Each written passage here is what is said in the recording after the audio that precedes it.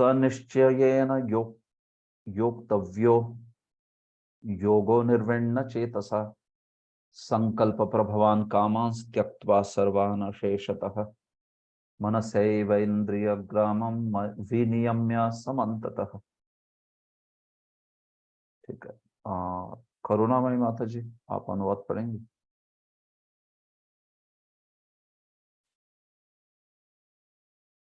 हरे कृष्णा। हाँ, यस माता जी। हरे कृष्णा प्रभु। धन्यवाद प्रणाम। आप अनुवाद पढ़ेंगे? मनुष्य को चाहिए कि हाँ, अनुवाद पढ़ रही हूँ। सुन रहा है ना प्रभु जी? हाँ, सुन रहा हूँ। मनुष्य को चाहिए कि संकल्प तथा श्रद्धा के साथ योगाभ्यास में लगे और पथ से विचलित न हो। उसे चाहिए कि मनोधर्म से उत्पन्न समस्त इच्छाओं को निरपवाद रूप से त्याग दे और इस प्रकार मन के द्वारा सभी ओर से इंद्रियों को वश में करे। ठीक है, धन्यवाद। हरे कृष्णा। हरे कृष्णा। देखिए, योगी को निश्चय बहुत जरूरी है। निश्चय की बात की है। सनिश्चयेन योक्तव्यो, निश्चय के साथ अभ्यास करे, दृढ़ विश्वास के साथ अभ्यास करे। समस्त कामनाओं को त्याग कर समस्त प्रकार से और मन और इंद्रिय का जो समूह है, उन इंद्रियों को संयमित करके ऐसा योगी जो है अपने ध्यान में जो है हमेशा मग्न रहे, प्रयास करे। तो वो निश्चय बड़ा जरूरी है योग में। निश्चयेन योक्तव्य, क्योंकि मन जो है हमेशा विचलित होता है ना, दौड़ता रहता है दूर मन। तो इसलिए निश्चय से फिर से उस मन को लगाना पड़ता है परमात्मा में, परमात्मा पर ध्यान करने के लिए। फिर से मन दौड़ेगा, फिर से मन को लगाना है। इसलिए उस निश्चय की बात भगवान जो है वो कर रहे हैं। देखिए तात्पर्य, योगाभ्यास करने वाले को दृढ़ दृढ़ संकल्प होना चाहिए और उसे चाहिए कि बिना विचलित हुए धैर्य पूर्वक अभ्यास कर। अंत में उसकी सफलता निश्चित है। उसे यह सोच बड़े धैर्य से मिसमार्ग होना चाहिए और यदि सफलता मिलने में विलंब हो रहा है तो फिर उत्साहित नहीं होना चाहिए। देखो, भक्ति मार्ग में भी दृढ़ संकल्प चाहिए, है क्या नहीं? योग मार्ग में जैसे चाहिए तो भक्ति मार्ग में भी चाहिए। हम लोग जप करते हैं, तो जप करते हैं, कीर्तन करते हैं, भक्ति की विधि जो है उसका पालन करते हैं। तो ऐसे नहीं कि आज भक्ति की विधि का पालन करना प्रारंभ हो गया और तुरंत 1 महीने के अंदर शुद्ध भक्त बनेंगे। ऐसा होता नहीं ना। हम लोग देखते हैं कि भक्ति में भी समय लगता है शुद्धिकरण होने को। हम लोग कैसे भक्ति तो कर रहे हैं लेकिन अपराध भी करते रहते हैं साथ ही साथ। या पूरे श्रद्धा से, पूरे विश्वास से नहीं करते। थोड़ा सा भौतिक जगत के प्रति भी आकर्षण है और उसमें भी लगता है कि बहुत सुख है उधर, और थोड़ा सा भक्ति में भी आकर्षण है, लगता है कि भक्ति बहुत अच्छी है।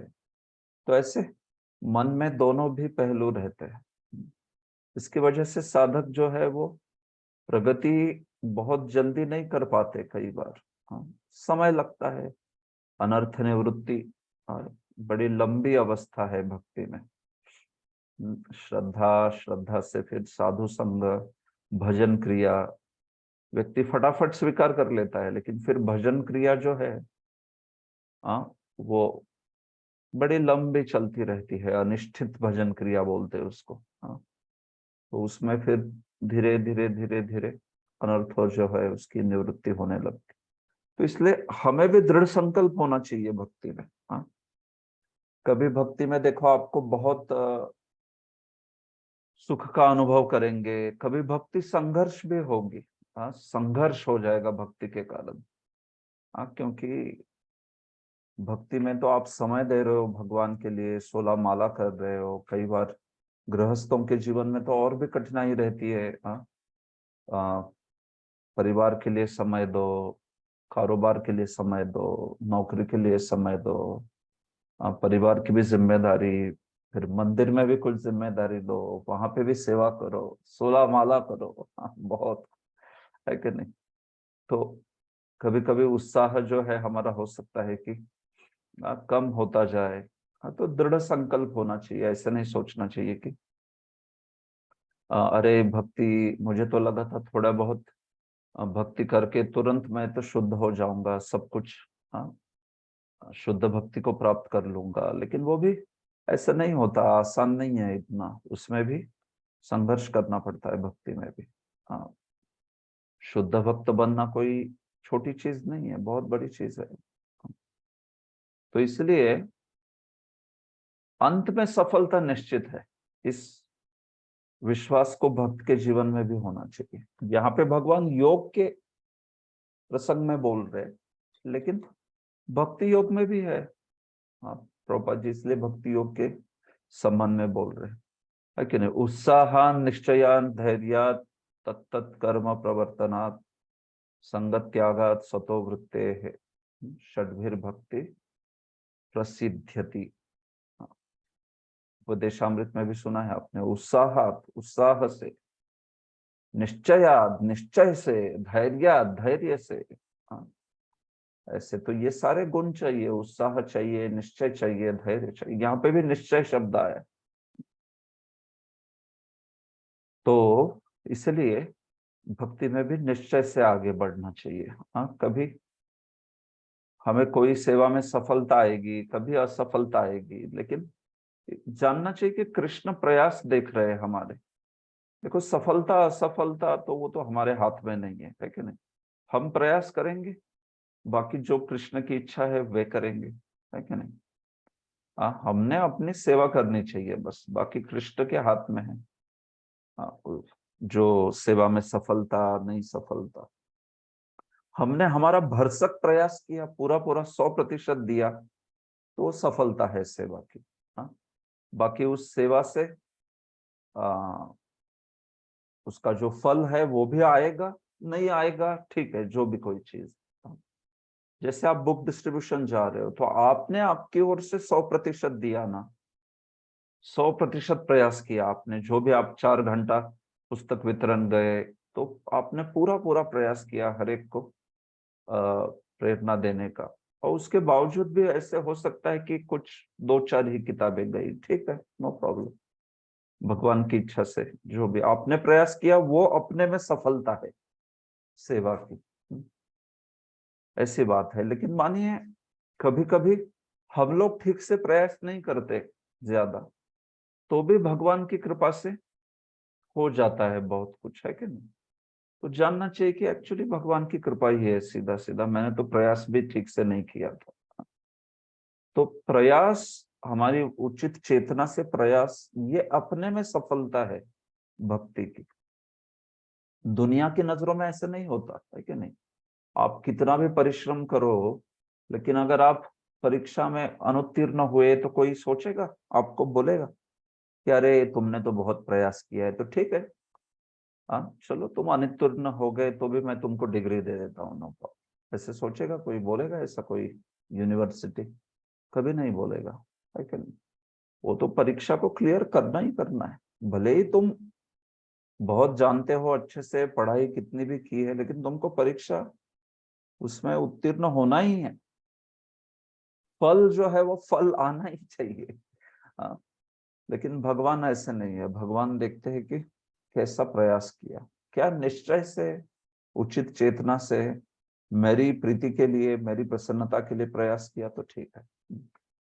देखिए, हमारे प्रयासों को, निश्चय को भगवान देखते हैं और उसके अनुसार फिर भगवान कृपा करते हैं।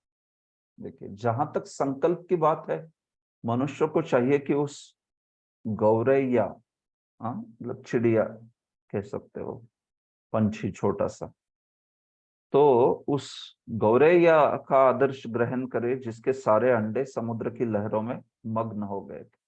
हाँ, तो ये कथा जो है श्री विश्वनाथ चक्रवर्ती ने भी अपने टीका में बताई है।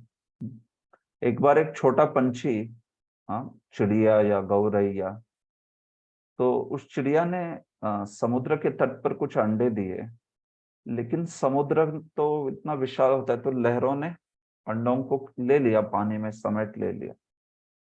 तो इस पर वो चिड़िया बेचारी बहुत दुखी हो गई और उसको लगा कि ये क्या है, समुद्र शक्तिशाली है लेकिन उसने ऐसे मेरे अंडों को नहीं लेना चाहिए, है कि नहीं। तो फिर चिड़िया जो है उसने कहा कि कृपया मेरे अंडे जो है लौटा दीजिए। लेकिन समुद्र तो बहुत विशाल होता है, समुद्र ने कोई ध्यान नहीं दिया चिड़िया का। तो चिड़िया ने कहा कि अगर आप अंडे वापस नहीं करेंगे तो मैं आपको सुखा दूंगी। तो जब समुद्र ने सोचा ये क्या है, सुखा दूंगी तुम्हें, ये तो छोटी सी चिड़िया है, ये क्या करेगी, मेरे पास तो असीमित मात्रा में जल है कि नहीं। तो वो चिड़िया भी बड़ी निश्चय वाली थी। वो चिड़िया ने चोंच से एक बूंद पानी जो है सागर का उठाया और दूर जाके फेंक के आया। फिर दूसरा बूंद उठाया, दूसरी जगह जाके फेंक के आई। तीसरा बूंद उठाया चोंच में और तीसरी जगह फेंक के आई। तो सागर भी हंस रहा था, अरे क्या है चिड़िया करके, मुझे सुखाने चली है। हाँ? और बाकी लोग भी उपहास करने लगे। सर्वत्र चर्चा होने लगी चिड़िया की, अरे ये चिड़िया देखो सागर को सुखाना चाहती, ऐसे। तो इतनी चर्चा हो गई चिड़िया की कि न्यूज जो है, पूरी व्हाट्सएप पर न्यूज पता चली गरुड़ जी को, गरुड़ महाराज को। पक्षीराज गरुड़ जो है, भगवान के वाहन गरुड़।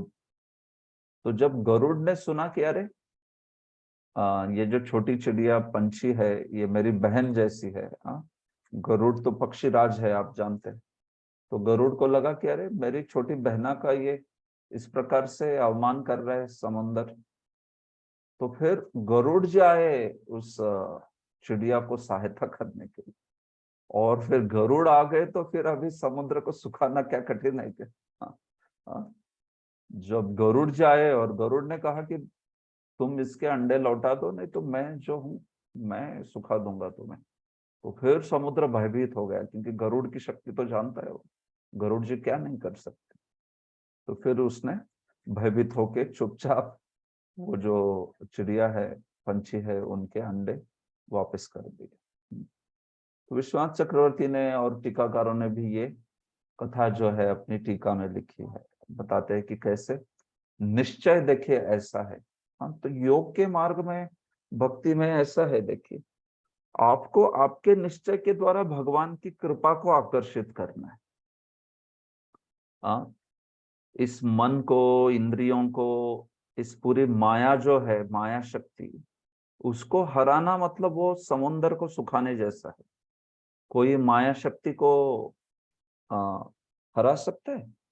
माया के परे, माया के प्रलोभन से कोई बच सकता है? इतनी माया शक्तिशाली है कि नहीं। दैवी हेषा गुणमयी मम माया दुरत्यया मामेव ये प्रपद्यन्ते माया में तरन्ते। तो मम माया दुरत्यया, भगवान कहते हैं मेरी माया को लांघना बड़ा कठिन है। तो देखो, मन इंद्रियां जो कि माया के वशीभूत है, वो उनको, उन पर विजय पाना बहुत कठिन होता है, बहुत बड़ी चीज है। हाँ। तो वो प्रयास जैसे समंदर को सुखाने जैसा है। तो उसमें जब हम अपने निश्चय से, हाँ, वो हमारा प्रयास, हाँ, माया के चंगुल से छूटने का प्रयास मतलब वो समंदर को सुखाने जैसा है। लेकिन इस प्रयास से जब आप गरुड़, हाँ, मतलब भगवान के शुद्ध भक्त, हाँ, या भगवान स्वयं, भगवान के प्रतिनिधि, आप इनकी कृपा आकर्षित करते हो तो फिर उनकी कृपा से क्या सिद्ध नहीं हो सकता। हाँ, है कि नहीं। उनकी कृपा से तो कुछ भी सिद्ध हो सकता है। तो वो गरुड़ जी की कृपा प्राप्त करना वो ऐसे है जैसे भगवान के कोई शुद्ध भक्त की कृपा प्राप्त कर लेना, अपने निश्चय से उनकी कृपा को आकर्षित करना। जैसे छोटी सी चिड़िया ने गरुड़ जी को आकर्षित किया अपने निश्चय से, वैसे ही हमें भी अपने निश्चय से भगवान के शुद्ध भक्तों की कृपा को आकर्षित करना है। फिर जब वो कृपा आ गई तो निश्चित रूप से हम इस संसार को लांघ सकते हैं, इस माया के परे जा सकते हैं। तो इसलिए वो बहुत महत्वपूर्ण पहलू भगवान ने बोला है। शनैः शनैः उपरमेत बुद्धया धृति गृहीतया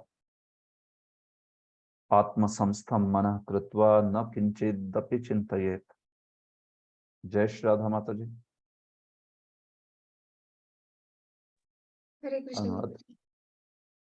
हरे कृष्ण। धीरे धीरे हरे क्रमशः कृष्ण गुरु। हरे कृष्ण। धीरे धीरे क्रमशः पूर्ण विश्वास पूर्वक बुद्धि के द्वारा समाधि में स्थित हो जाना चाहिए और इस प्रकार मन को आत्मा में ही स्थित करना चाहिए तथा अन्य कुछ भी नहीं सोचना चाहिए। हरे कृष्ण। तो देखिए इस श्लोक में एक प्रकार से भगवान जो है बता रहे 24वें और 25वें श्लोक में कि कैसे हमें जो है योग में क्या करना चाहिए बता रहे। बेसिकली योग देखिए 24 में क्या और 25 में क्या बताया जा रहा है कि शुरुआत में योग में क्या करना चाहिए और अंत में क्या करना चाहिए ये बता रहे। तो सारे इच्छाओं को त्याग कर पूरी तरह से परमात्मा पे ध्यान करना ये 24वें श्लोक में बोला, और 25 में बोला कि इस प्रकार से अपनी बुद्धि से चेतना से पूरी तरह परमात्मा पे ही ध्यान करना चाहिए। न किंचित अपि चिंतयेत, कुछ भी अन्य चीज का चिंतन नहीं होना चाहिए। तो 24 और 25 मतलब प्रारंभिक अवस्था और अंतिम अवस्था योग की, ऐसे बोल रहे हैं। प्रारंभिक अवस्था में बोला जा रहा है हर जगह से मन को निकालो और मन को हर एक जगह से निकाल के परमात्मा में लगाओ। और यहाँ पे दूसरे मतलब 25वें श्लोक में बोला जा रहा है कि इस प्रकार से मन को पूरी तरह से परमात्मा पे लीन करो, परमात्मा पर ध्यानस्थ करो और कोई अन्य विचार नहीं होना चाहिए। न किंचित अपि चिंतयेत, समाधि में स्थित हो जाना चाहिए। तो ऐसे दो पहलू जो है बताए जा रहे, बस उसको भगवान कंक्लूड कर रहे हैं, मतलब उपसंहार कर रहे हैं, निष्कर्ष के रूप में ये दो बताया जा रहा है। और इसमें मन कितना भी परेशान करे तो भगवान कहते हैं कि प्रयास करके फिर से उसको लाना चाहिए भगवान पर, परमात्मा पर। यतो यतो निश्चलति मनश्चंचलम अस्थिरम ततस्ततो नियम्यैतत् आत्मन्येव वशम न येत। सुष्मिता राधिका माता जी। हरे कृष्ण।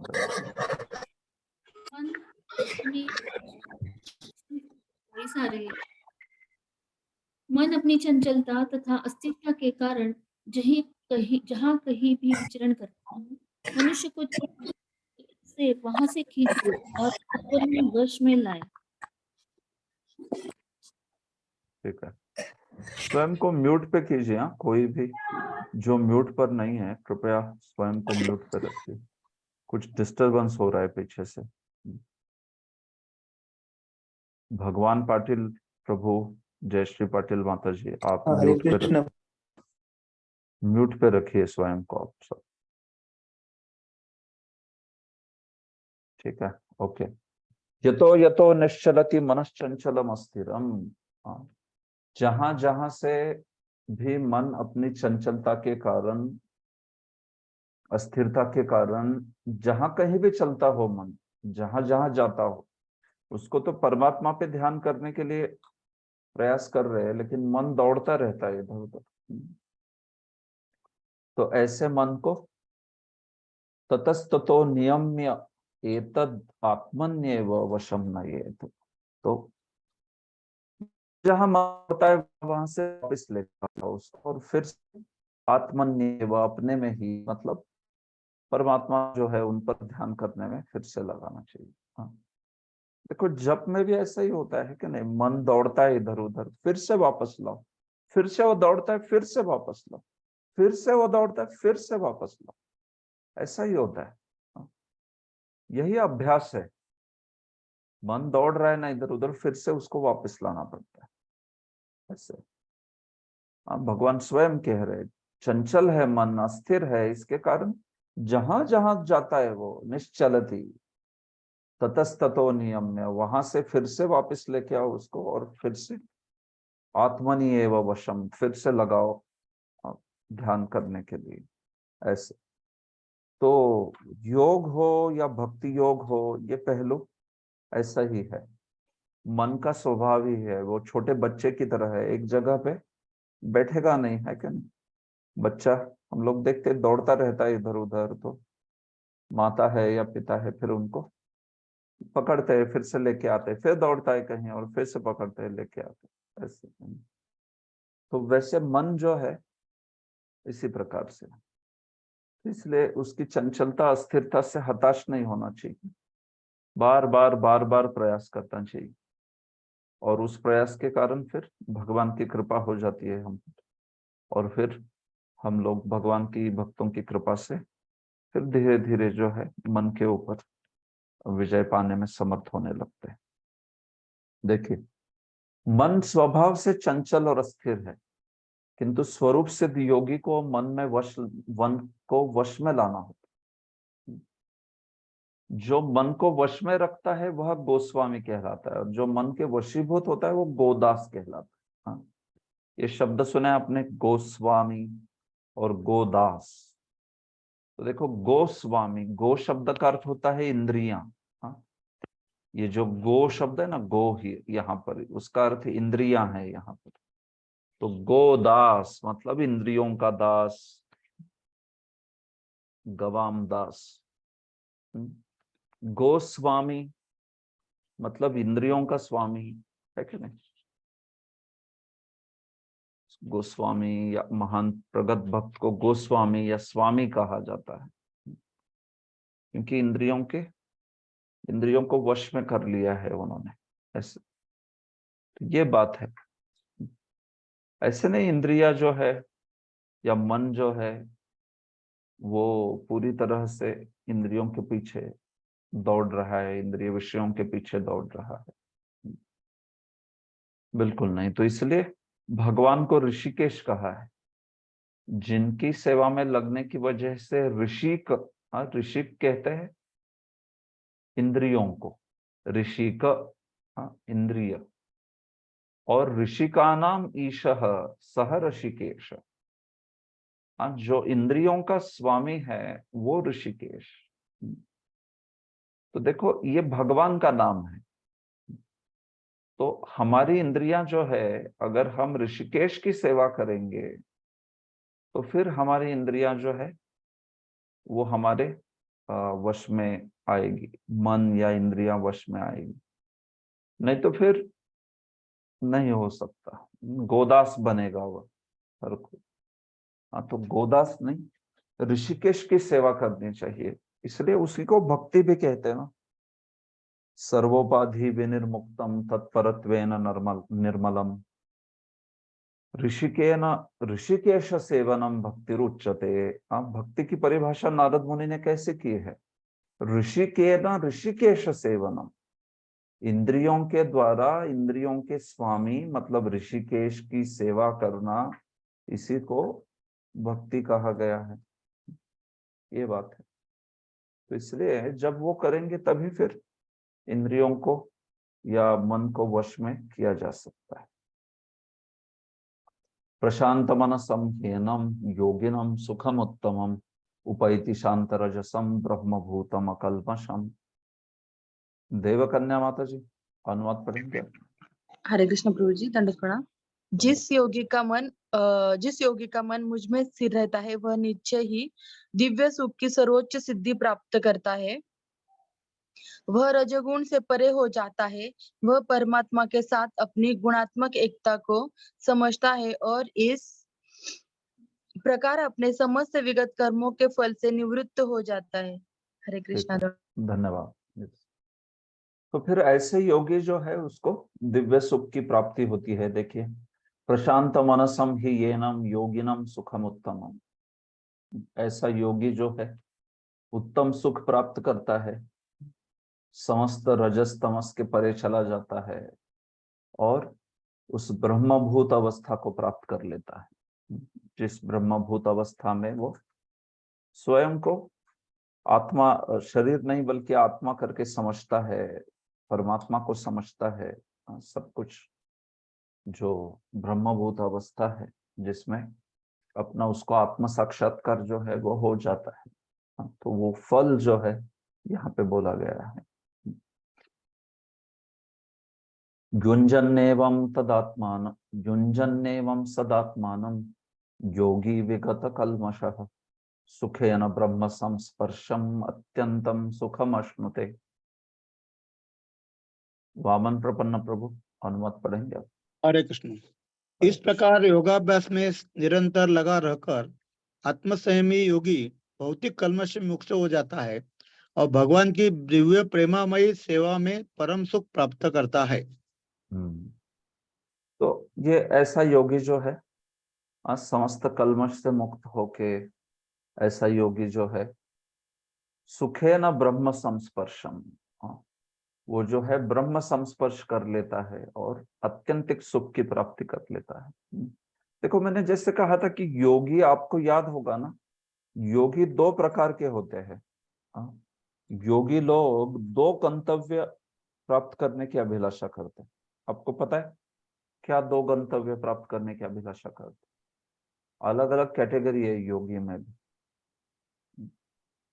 यस प्रभु बोलूं मैं? हाँ, एक बोलिए। तो ब्रह्म सुख का प्राप्त करना चाहता है, दूसरा परमात्मा को प्राप्त करना चाहता है। हाँ, बहुत अच्छे।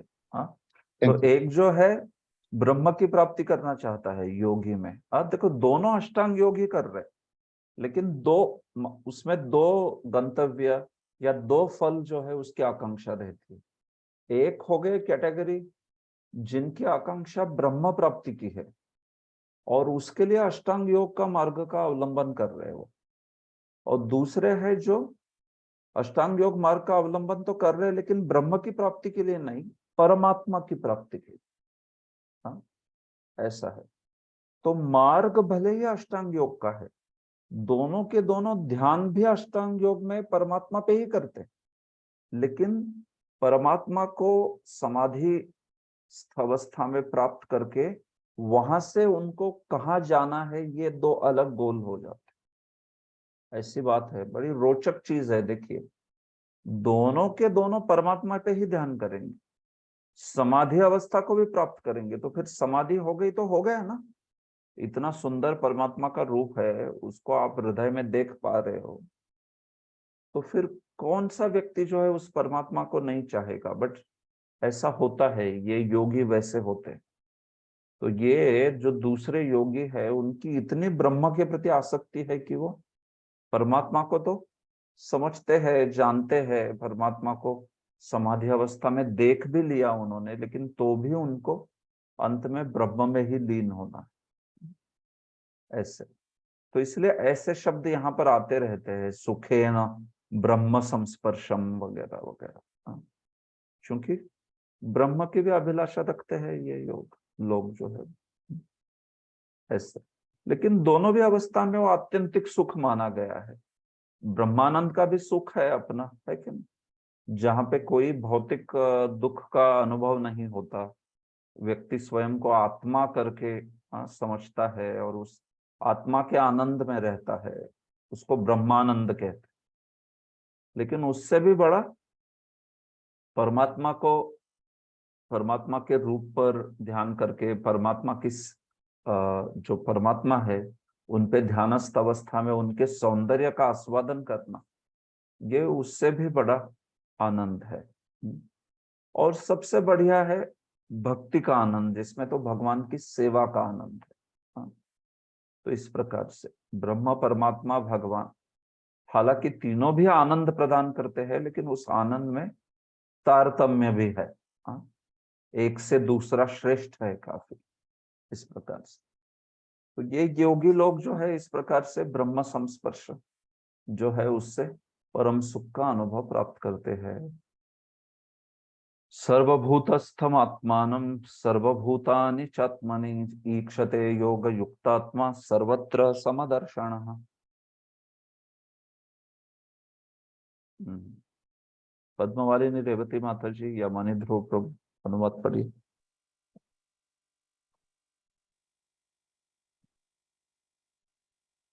यस प्रभु। ठीक है, सुजाता माता जी। हरे कृष्ण प्रभु जी, दंडवत प्रणाम। हम्म। वास्तविक योगी समस्त जीवों में मुझको तथा मुझ में समस्त जीवों को देखता है। निस्संदेह स्वरूप सिद्धि व्यक्ति मुझ परमेश्वर को सर्वत्र देखता है। हाँ, ये बात। तो ऐसा योगी है वो सर्वभूतस्थम आत्मानम सर्वभूतानि चात्मनि। हाँ, ऐसा योगी जो है सभी जीवों में स्थित परमात्मा को देखता है और परमात्मा को भी सर्वत्र देखता है, समझता है वो। इस प्रकार से सर्वत्र समदर्शन है। ईक्षते योग युक्तात्मा सर्वत्र समदर्शन। समस्त सब जगह पे ऐसा उसका समभाव होता है कि नहीं? शुनि चैव स्वपाके च पंडितः समदर्शनः। तो वहां पे भी वही शब्द आया था, सर्वत्र परमात्मा का दर्शन करने वाला व्यक्ति। तो ऐसा व्यक्ति जो है वो ब्राह्मण हो, हस्ती हो, शूद्र हो, कोई भी हो, उसमें परमात्मा को देखता है और उस प्रकार से समभाव धारण करता है। तो योगी का भी ऐसे ही कहा गया है। परमात्मा आप जानते हो सर्वत्र विद्यमान है, तो इसलिए समझता है वो कि ये जो परमात्मा है हर एक परमाणु में है, हर एक अणु परमाणु में है, हर एक व्यक्ति के हृदय में है, और इस प्रकार से उसका समभाव हो जाता है। ऐसा व्यक्ति कभी किसी से द्वेष और किसी से स्नेह इस प्रकार का भाव नहीं रखेगा। एकदम ही विषमता से रहित होता है ऐसा व्यक्ति। वही ये योगी जो है इसका इस प्रकार से पूर्ण योगी जानता है कि भगवान नित्य रूप में दिव्य है और कुत्ते या ब्राह्मण में स्थित होने से भी वे भौतिक रूप से प्रभावित नहीं होते। वही प्रभुपाद जी भी उस श्लोक के बारे में कह रहे, विद्या विनय संपन्ने ब्राह्मणे कवि हस्ते। यद्यपि जीवात्मा भी एक एक हृदय में विद्यमान है, किंतु वह एक साथ समस्त हृदयों में नहीं है। आत्मा तथा परमात्मा में यह अंतर है। तो योगी लोगों को ये पता रहता है। ऐसे मत सोचिए योगी जो है ब्रह्म की इच्छा करता है, इसका अर्थ उसको पता नहीं होगा कि परमात्मा अलग है और जीव अलग है। नहीं, उसको पता रहता है, लेकिन तो भी उसकी इच्छा इस प्रकार की रहती है कि वो केवल द्वैत को ही चाहता नहीं, अद्वैत चाहता है केवल। मैं उस ब्रह्म से अभिन्न हूं, उस प्रकार का भाव चाहता है बस। सेवा आदि का भाव नहीं रहता उसका। वो जो भी उसके पिछले जन्म के संस्कार से हो सकता है, या फिर इस जन्म में उसने जिस प्रकार का साधन अनुशीलन किया उसके अनुसार उसका वैसा भाव बन जाता है कि उसको ब्रह्म में ही रुचि है। ये बात है। देखो, आत्मा शब्द का अर्थ प्रभुपाद जी कहते हैं परमात्मा करके यहाँ पे लेना चाहिए। और स्मृतियों से एक वचन जो है उद्धृत करते हैं, आततत्वाच्च मातृत्वाच्च आत्मा ही परमो हरि। देखो, आत्मा इस शब्द में आत आया ना, आत, और फिर मां भी आया। तो प्रभुपाद जी कहते हैं देखो क्या व्युत्पत्ति है इस शब्द की, ये शब्द कैसे बना। आततत्वात मातृत्वात, आततत्व से और मातृत्व से आत्मा ही हरि जो है, ऐसा अर्थ होता है आत्मा शब्द का। आत्मा शब्द के तो कई अर्थ है, लेकिन खास करके हरि शब्द में ऐसा भाव होता है। आततत्व और मातृत्व मतलब भगवान जो है माता के जैसे है, और भगवान एक पालनकर्ता की जैसे भी है, सर्वत्र विद्यमान है। और जैसे कोई माता है अपने गर्भ से शिशु को जन्म देती है, वैसे ही भगवान की जो भौतिक शक्ति है उसी से ही जीव जो है उसका शरीर उत्पन्न हुआ है। और वो जीव जो है, आत्मा जो है, वो तो भगवान का ही अंश है कि नहीं? तो उस प्रकार से मातृत्व और आत्तत्व ये जो है भगवान के लिए लागू होता है, इसलिए उनको आत्मा भी कहा जाता है भगवान को। तो जो शब्द जिस प्रकार का संदर्भ है उसके अनुसार उसके अर्थ बनते हैं। जिस प्रकार माता अपने समस्त पुत्रों के प्रति संभाव रखती है, उसी प्रकार परम पिता या माता भी रखते हैं। इसलिए भगवान को आत्मा भी कहा जाता है, आत्मतत्वात् मातृत्वात्। हाँ, इस प्रकार से तो ये बात है। यो माम पश्यति सर्वत्र सर्वं च मयि पश्यति तस्याहं न प्रणश्यामि स च मे न प्रणश्यति। ठीक है, शरद प्रभु अनुवाद पढ़िए। हरे कृष्ण प्रभु। जो मुझे सर्वत्र देखता है और सब कुछ मुझमें देखता है, इसके लिए न तो मैं कभी अदृश्य होता हूँ और न वह मेरे लिए अदृश्य होता है। देखिए, यो माम पश्यति सर्वत्र, जो मुझे सर्वत्र देखता है, सर्वम च मयि पश्यति, और सब कुछ मुझ में देखता है, तस्याहम न प्रणश्यामि, उस व्यक्ति के लिए मैं कभी भी अदृश्य नहीं होता हूँ, सच न में प्रणश्यति, और वो व्यक्ति भी मेरे लिए अदृश्य नहीं होता। हाँ, बड़े सुंदर विचार भगवान ने कहे। जो मुझे सर्वत्र देखता है और मुझ में ही सब कुछ देखता है, वो मेरे लिए कभी भी ऐसा व्यक्ति दूर नहीं होता और मैं भी उसके लिए दूर नहीं होता कभी। ये बात है। तो जो मुझे सर्वत्र देखता है, सर्वत्र भौतिक संसार में भी जो भगवान को ही देख रहा है सर्वत्र, और सब कुछ जो है भगवान में देखता है, मतलब सारा भौतिक संसार जो है भगवान की ही शक्ति है, श्री कृष्ण की ही शक्ति है कि नहीं? ऐसे देखता है और सर्वत्र श्री कृष्ण को देखता है। देखो, ये देखना योगी का और भक्त का अंतर होता है थोड़ा। योगी सर्वत्र परमात्मा देखता है, भक्त सर्वत्र जो भगवान है, श्री कृष्ण है, उनको देखता है, जो हमारे आराध्य है उनको देखता है। योगी तो सर्वत्र परमात्मा है, हर कण कण में समाये हुए, इस प्रकार से देखता है। लेकिन शुद्ध भक्त जो होता है वो वैसे नहीं देखता, वो उसके भी आगे देखता है। वो तो साक्षात कृष्ण को ही देखता है सर्व जगह। जैसे आप जानते हो, गोपियां है या श्रीमती राधा रानी है या चैतन्य महाप्रभु, जो कि भक्त का एक भूमिका भक्त की निभा रहे हैं, तो वो कैसे सर्वत्र श्री कृष्ण का ही स्फूर्ति होता था, उनको सर्वत्र श्री कृष्ण देखते थे। तो वो देखना योगी के देखने से अलग है। योगी तो सर्वत्र क्या देखता है कि ये जो है कण कण में परमात्मा आए हुए, लेकिन जो गोपियों का या भगवान के शुद्ध भक्तों का स्फूर्ति होता है, उसमें तो उनको डायरेक्ट कृष्ण ही दिखते हैं सर्वत्र सब जगह। तो वो एक विशेष पहलू है। मैं आपको ये जो श्लोक है, ये श्लोक दोनों एंगल से बता रहा हूं, भक्त के एंगल से और भक्त के दृष्टिकोण से और योगियों के दृष्टिकोण से। तो योगी तो इस प्रकार से देखते हैं कि सर्वत्र परमात्मा के रूप में कण कण में भगवान जो है वो विस्तारित हुए हैं, और सब कुछ ये जो है भौतिक संसार वो उनकी शक्ति है, इस प्रकार से। लेकिन जो भगवान के शुद्ध भक्त है, वो तो सर्वत्र श्याम सुंदर श्री कृष्ण की स्फूर्ति होती रहती है उनको। ऐसी बात। तो हमारी अवस्था में हमें भी प्रयास करना चाहिए, श्रवणम कीर्तनम, भक्ति के विधानों द्वारा, कि हम लोग ज्यादा से ज्यादा भगवान श्री राधा कृष्ण का स्मरण करें और उनकी प्रसन्नता के लिए सब कुछ करें।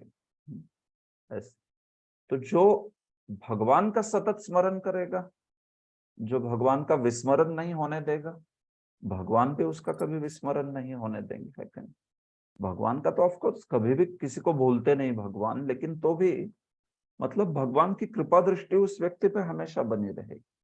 सचना में प्रणश्यति मतलब क्या? मेरे लिए वो कभी अदृश्य नहीं होता, मतलब हमेशा मेरी उस पर कृपा दृष्टि बनी रहती है ऐसे भक्त के ऊपर, क्योंकि उस भक्त की दृष्टि में मैं हमेशा हूं। उस भक्त, वो भक्त जो है हमेशा अपनी दृष्टि जो है मेरे चरणों पर, हाँ, मेरी सेवा में उसकी दृष्टि रहती है, तो इसलिए मेरी भी दृष्टि उस पर हमेशा रहती है, ऐसी बात है। तो ये भगवान जो है उनका आदान प्रदान है भक्त के साथ।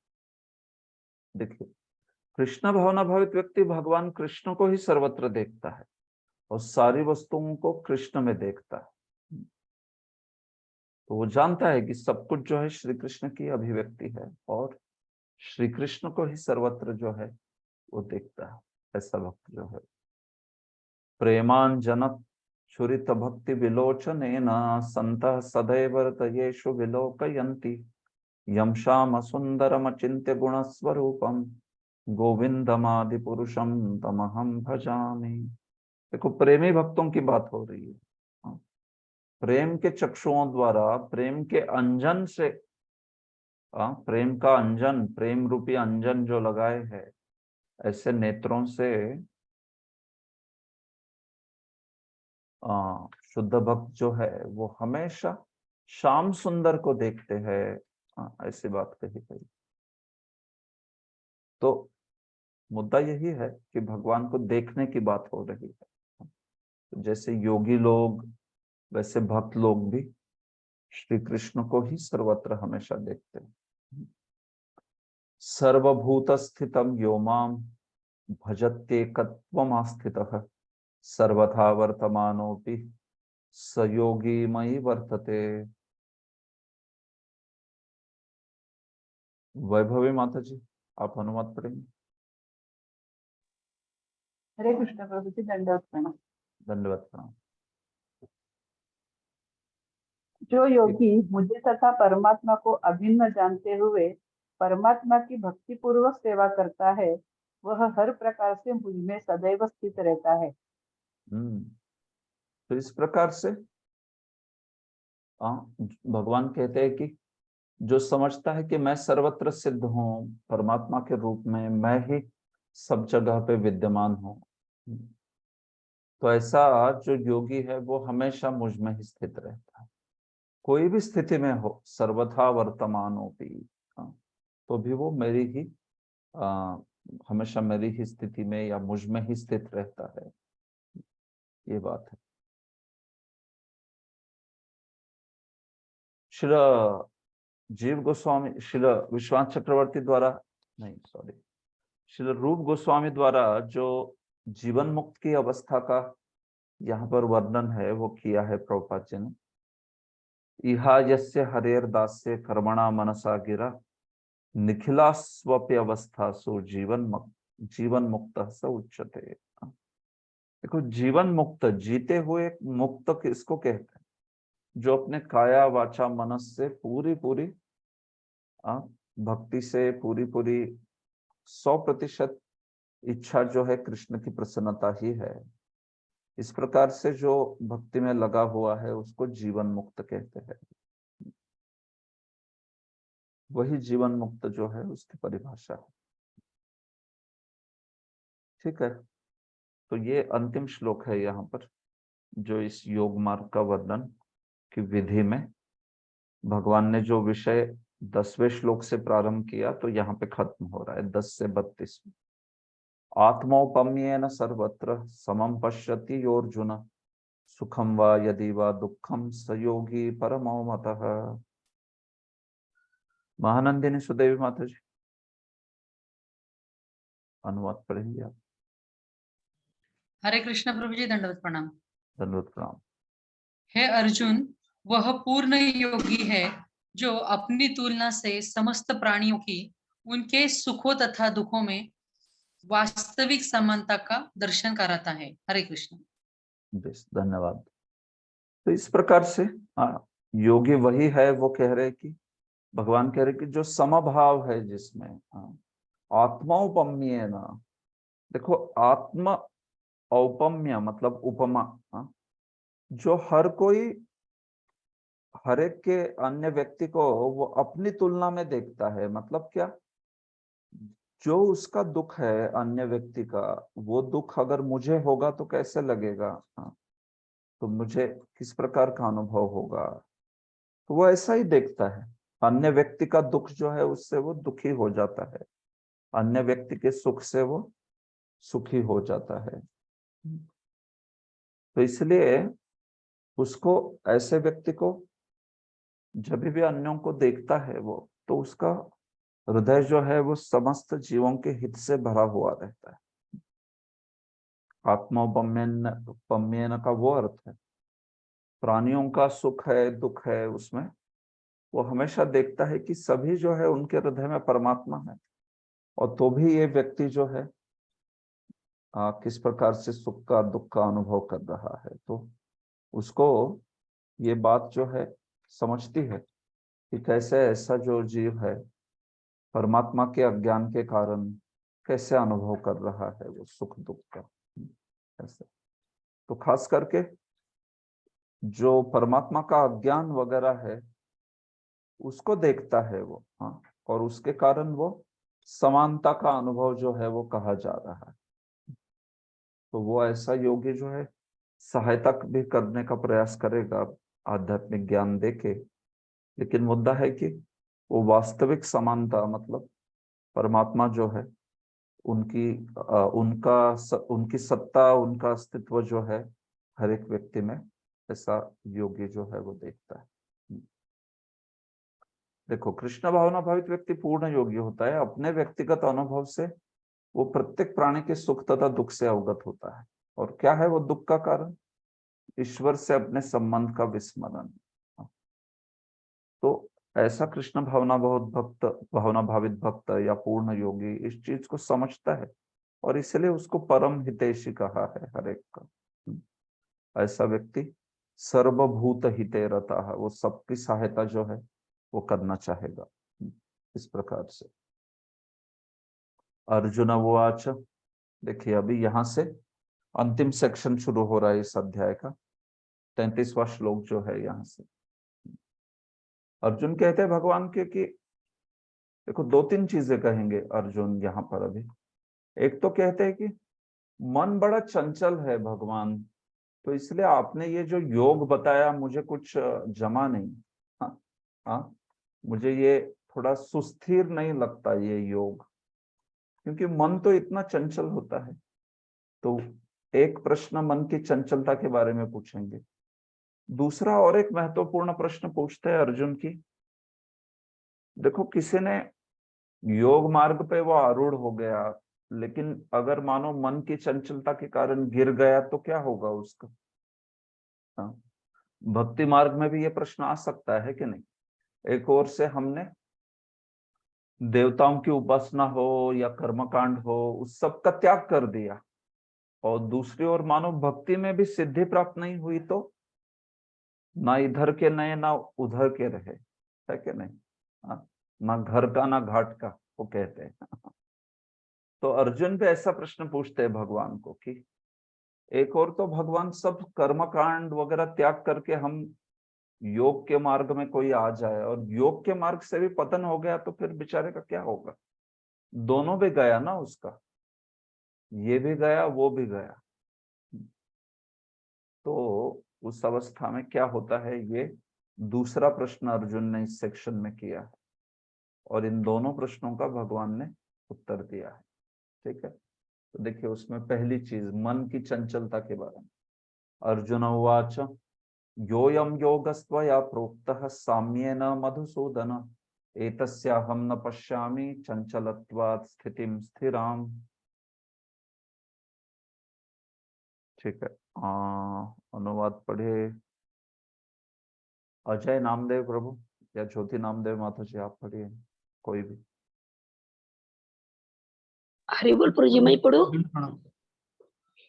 अजय प्रभु पढ़िए, अजय नामदेव प्रभु। हाँ, अर्जुन ने कहा, हरे कृष्ण प्रभु। हाँ, यस प्रभु। अर्जुन ने कहा, हे मधुसूदन, आपने जिस योग पद्धति का संक्षेप में वर्णन किया है वह मेरे लिए अव्यवहारिक तथा असहनीय है, क्योंकि मन चंचल तथा अस्थिर है। यस, ठीक है, धन्यवाद प्रभु।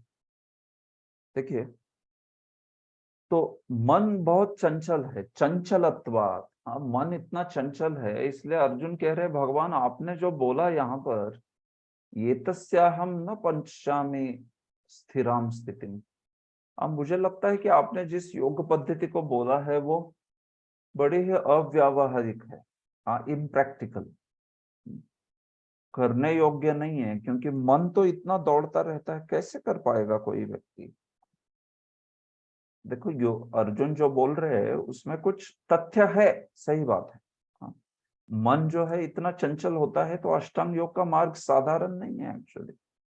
अष्टांग योग में बहुत मन पे बड़ा अच्छा संयम चाहिए, नहीं तो उस मार्ग में ज्यादा प्रगति नहीं कर पाता कोई। तो इसलिए अर्जुन तक ऐसे बोल दिए कि मन की चंचलता के कारण ये योग जो है, मुझे लगता है भगवान की अव्यावहारिक है। तो आप सोचो कलयुग के जीवों की तो क्या बात करें। देखो, प्रभुपाद जी कहते हैं भगवान कृष्ण ने अर्जुन के लिए शुचौ देशे से लेकर योगी परमो मतः तक जिस योग पद्धति का वर्णन किया है, उसे अर्जुन अपनी असमर्थता के कारण अस्वीकार कर रहा है। इस कलयुग में सामान्य व्यक्ति के लिए संभव नहीं कि अपना घर छोड़कर पर्वत या जंगल के एक स्थान में जाकर योगाभ्यास करे, है कि नहीं। जो भगवान ने इतना योगाभ्यास के बारे में बताया कि शुचौ देशे प्रतिष्ठाप्य, आप कोई स्वच्छ जगह पे जाओ, जंगल में जाओ, है कि नहीं। अभी सत्ययुग द्वापर युग में तो जंगल होते थे, आजकल तो जंगल ही नहीं दिखते, है कि नहीं? जंगल में कहाँ जाएंगे, सब जगह जंगल काट काट के अपार्टमेंट बना ली बिल्डर लोगों ने और बेच रहे हैं उसको। हिल व्यू और गार्डन व्यू और लेक व्यू और क्या क्या व्यू बना के, तो जंगल ही बच नहीं रहे, है कि नहीं? हाँ, और ऐसा कोई जंगल बचा है उसमें जाओ तो फिर कभी जंगल में भी कोई गुंडे होते हैं, जंगल में भी लुटेरे, तस्कर, चंदन तस्कर आदि सब लोग होते। तो पता नहीं जंगल में जाओगे आप, गोली मार देगा कोई, खत्म। तो आजकल की घड़ी में मतलब ये जो पूरा योग मार्ग है बड़ा कठिन है कि नहीं। योग मार्ग में इंद्रिय संयम होना चाहिए। वो योगा करने के लिए लोग आएंगे तो उसको देख के उसकी इंद्रियां और विचलित हो जाएगी। हाँ, जिस प्रकार का वातावरण, वेशभूषा, केशभूषा आदि होता है, तो वो तो योगी जो है उसका मन संयमित होने के बजाय मन विचलित हो जाएगा और भी। हाँ, तो ये आजकल के योगाभ्यास की शोकांतिका है, बराबर है। तो इसलिए प्रभुपाद जी बोल रहे लोग सरल व्यावहारिक साधनों से भी आत्म साक्षात्कार के लिए उत्सुक या गंभीर नहीं है, तो फिर इस कठिन योग पद्धति के विषय में कहा ही क्या जा सकता है। जीवन शैली नहीं है वैसी, आसन विधि, स्थान का चयन, भौतिक व्यस्तताएं, कैसे होगा। विरक्ति विरक्ति ये सब चीजें तो सुनने को ही सिर्फ अच्छी लगती है। लोग तो जीवन में ये सब सुनना भी नहीं चाहते, विरक्ति आदि की बातें, है कि नहीं। इंद्रिय संयम, विरक्ति, बिल्कुल अच्छा नहीं लगता लोगों को ये सब सुनना। खाओ पियो मजा करो बस, असीमित मात्रा में इंद्रिय भोग करो, उसके लिए हमें योगा से क्या सहायता मिलेगी, ये बोलो भाई। हाँ, ऐसा उनका भाव होता है। तो इसलिए ये जो योग भगवान बता रहे हैं, खास करके कलयुग में तो बड़ा असंभव है। अगर अर्जुन स्वयं इस चीज को कह रहे तो आप सोचो बाकी का क्या। अर्जुन तो कोई साधारण व्यक्ति है क्या। अर्जुन तो राजवंशी है, इतने सद्गुणी है, इतने इंद्रिय संयमी है, इतने मन पर नियंत्रण है उनका, कोई साधारण थोड़ी ना है वो। वहां पे स्वर्ग में जाके वो उर्वशी तक से भी आकर्षित नहीं हुए, तो आप सोचो कितने अर्जुन के मन का संयम है। और फिर योद्धा में तो उनको क्या कहेंगे, ऐसा योद्धा ही नहीं था दूसरा कोई, कितने महान योद्धा थे। और शुद्ध भक्त थे कृष्ण के, भगवान श्री कृष्ण के घनिष्ठ मित्र थे, राजवंशी थे, बड़े सुंदर थे, बड़े शक्तिशाली थे। क्या गुण नहीं था अर्जुन में एक्चुअली। अर्जुन तो समस्त सद्गुण संपन्न है एकदम, और साथ ही साथ कृष्ण के शुद्ध भक्त भी, कितनी बड़ी बात है। तो अगर ऐसे अर्जुन अगर कह रहे हैं कि ये योग पद्धति भगवान मुझे थोड़ी सी इम्प्रैक्टिकल लगती है तो फिर आप सोचो आजकल के इसमें क्या, थोड़ा बहुत योगा ठीक है, आसन प्राणायाम कोई कर रहा है थोड़ी सी हेल्थ वगैरह ठीक करने के लिए, दैट इज ओके। बट हाँ, पूरा वो अष्टांग योग पालन करके मन आदि पे इंद्रिय संयम कर पाना बहुत कठिन है, आज की घड़ी में तो और भी कठिन ऐसे। तो इसलिए कलयुग में प्रभुपाद जी हमेशा संकीर्तन की बात करते हैं, कृष्ण महामंत्र के जप की बात करते हैं, हाँ, जो कि सर्वसुलभ विधि है वो। तो देखो, जब अर्जुन ने इस प्रकार से बोला तो भगवान ने भी स्वीकार किया कि सही बोल रहे हो अर्जुन, हाँ, मन तो बड़ा चंचल है, आसान नहीं है मन को नियंत्रण में लाना। चंचलम ही मन कृष्ण अप्रमाथी बलवदृढ़ तस्याहम निग्रहम मन्ये वायोरीव सुदुष्कुरम। अर्जुन देखो, और एक श्लोक बोलते हैं अर्जुन की, भगवान मन जो है बड़ा ही चंचल है, प्रमाथी है, बलवद है और दृढ़म है।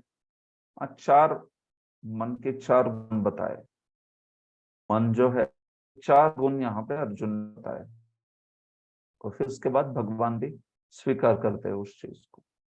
तो मन जो है बड़ा चंचल है, एक जगह पे बैठेगा नहीं। अच्छा, आप कंट्रोल करना चाहोगे तो प्रमाथी है, तुरंत विचलित कर देता है, पागल है, क्षुब्ध है। जबरदस्ती आप करना चाहोगे तो फिर मन भी जबरदस्ती बलवद है, वो एकदम मानेगा ही नहीं वो मन। हाँ, और दृढ़म बड़ा दुराग्रही है, हठीला है। हाँ? ऐसे नहीं आप मन को बोलोगे अरे अभी शांति से जप को सुनो, हरे कृष्ण महामंत्र, तो थोड़ी ना मानने वाला है, नहीं नहीं, उसको जो करना है वही करे। हाँ? इसलिए भगवान को अर्जुन कह रहे हैं कि इस मन का जो निग्रह है, मैं समझता हूं कि वायु को निग्रह करने से भी कठिन है। देखो अर्जुन के पास तो सब अस्त्र थे, है कि नहीं, वायव्यास्त्र, पर्जन्यास्त्र, पाशुपतास्त्र। तो अर्जुन कह रहे हैं कि देखो भगवान, मैं तो वायु तक को संयमित कर दूंगा वायव्यास्त्र आदि से, हाँ, पर्जन्यास्त्र से मैं पानी जो है उसको नियमित कर दूंगा, लेकिन ये मन है इतना कठिन है, इसको नियंत्रण में लाना वायु को नियंत्रण लाने से भी कठिन है। इस प्रकार से तो सही बात है ये, मन इतना बलवान तथा दुराग्रही है कि कभी कभी बुद्धि का उल्लंघन कर देता है, यद्यपि उसे बुद्धि के अधीन माना जाता है कि नहीं। कोई कहेगा ना, अरे मन तो ठीक है बलवान है लेकिन बुद्धि से नियंत्रित करो, लेकिन भगवान तो मतलब अर्जुन कह रहे हैं बुद्धि तक को खींच ले जाता है मन। हाँ, जैसे आप वो तुलना जानते हो ना, शरीर जो है, हाँ, कठोपनिषद की तुलना है, देखिए, आत्मानम रथिनम विद्धि शरीरम रथम एव च बुद्धिम तु सारथिम विद्धि मनः प्रग्रहम एव च इंद्रियाणि हयानाहुर्विषयांस्तेषु गोचरान् आत्मेन्द्रिय मनोयुक्तम भोक्तेत्याहुर्मनीषिणः। शरीर जो है रथ के जैसा है, बुद्धि सारथी है, मन लगाम है और इंद्रिया घोड़े है। तो इस प्रकार से हम लोग देख रहे हैं कि जो आत्मा है वो उस रथ में बैठ के घूम रही है अलग अलग योनियों में। तो मन जो है वो लगाम के साथ तुलना है और बुद्धि सारथी है। तो एक्चुअली बुद्धि ने लगाम जो है उसको कंट्रोल, पकड़ के कंट्रोल करना चाहिए, लेकिन कई बार ऐसा हो जाता है कि बुद्धि जो है वो इतनी दुबली पतली होती है बेचारी, मतलब बुद्धि को, वो जो सारथी है वो सारथी एकदम टीबी पेशेंट की तरह है, ज्यादा कुछ ताकत नहीं है, तो घोड़े ही खींच के लेके जाएंगे रथ को, है कि नहीं। घोड़े इतने शक्तिशाली है तो सारथी को उसको कंट्रोल करने में आना चाहिए, लेकिन मानो सारथी में ही कुछ शक्ति नहीं है, कृष आदमी है एकदम, दुर्बल है, तो घोड़े दौड़ा देंगे फिर जहां चाहिए वहां रथ को। तो वैसे घोड़े और लगाम जो है वो मनुष्य जो है उसके मन को, बुद्धि को खींच के, मतलब मन जो है, मन और इंद्रियां वो बुद्धि को खींच के लेके चली जाती। हाँ, अगर बुद्धि मतलब शास्त्र को सुन के श्रवण करके बुद्धि अगर शक्तिशाली नहीं है तो फिर ऐसा हो जाता है ऐसे।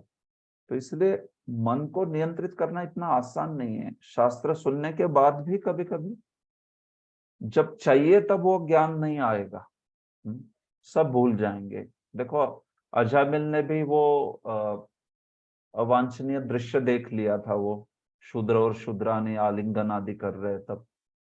तो अजामिल को वहां पे अजामिल ने श्लोकों को याद करने का प्रयास किया, जो शास्त्र में श्लोक बोले हैं, काम आदि का जो शत्रु कैसे है वो वर्णन किया है, उसको याद करने का प्रयास किया, लेकिन वो कर नहीं पाया, क्योंकि वो मन जो है इतना शक्तिशाली है कि उसने इंद्रियों ने और मन ने बुद्धि को भी खींच के ले लिया।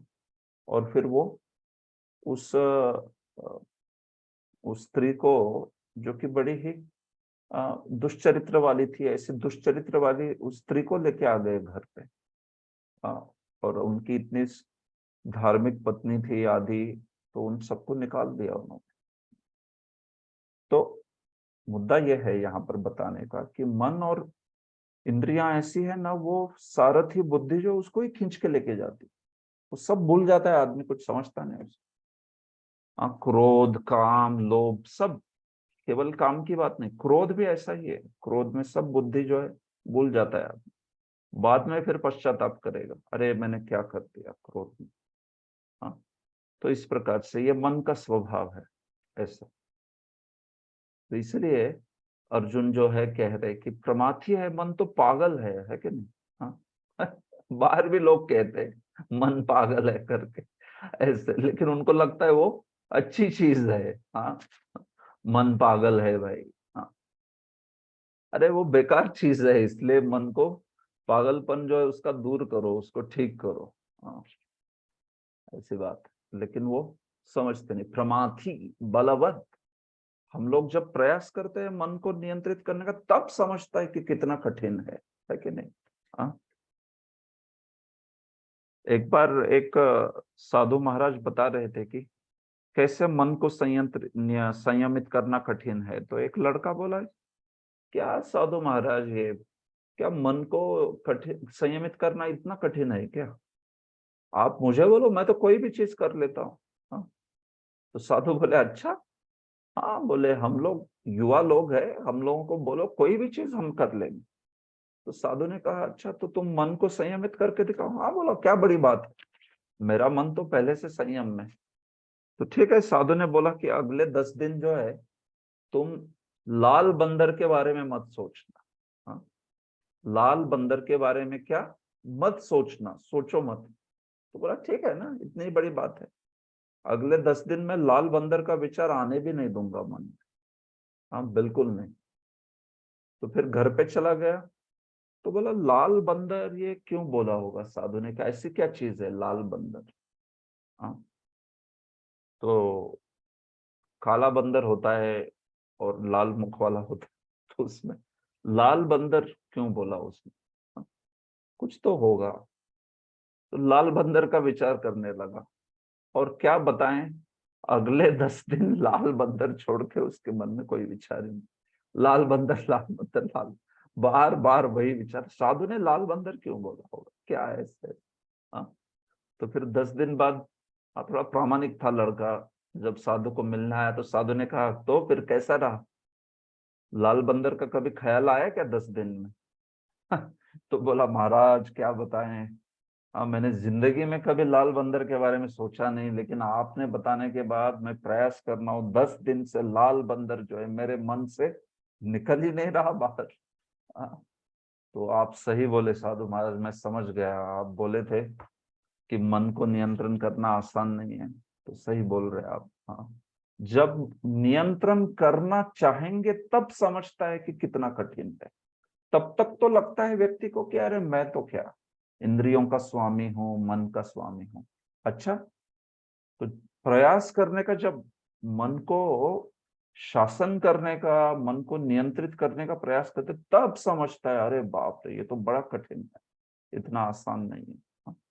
जब करने बैठेंगे 16 माला, अरे 16 माला क्या, 2 माला है सारे के सारे 108 मनी जप करते हुए दिखाओ, उस पे फोकस करके पूरा, कोई दूसरा विचार नहीं आना चाहिए। कौन कर सकता है? कोई नहीं कर सकता एक्चुअली।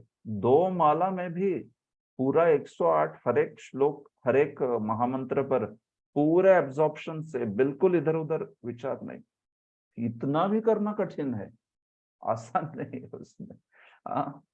25, 30, 40 महामंत्र भी सुन ले एक 108 मंत्रों में, तो भी बड़ी बात है एक्चुअली। फैक्ट है ये, इतना आसान नहीं होता। आप देखोगे कुछ ना कुछ मिस हो जाएगा, मन इधर उधर भटक जाएगा। ऐसा है। तो इसलिए बलवद बड़ा ही शक्तिशाली है, दृढ़, और दृढ़ है, हठीला है। आप उसको प्रेम से समझाना चाहोगे, उसको शासन करना चाहोगे, तो ये मानेगा नहीं मन जल्दी। ऐसे। तो इसलिए ऐसे मन को कैसे नियंत्रित करना है, तो भगवान कहते हैं अगले श्लोक में, अभ्यास से और वैराग्य से। ये बात है। तो देखिए, श्री भगवान उवाच असंशयं महाबाहो मनो दुर्निग्रहं चलम् अभ्यासेन तो कौन्तेय वैराग्येन च गृह्यते।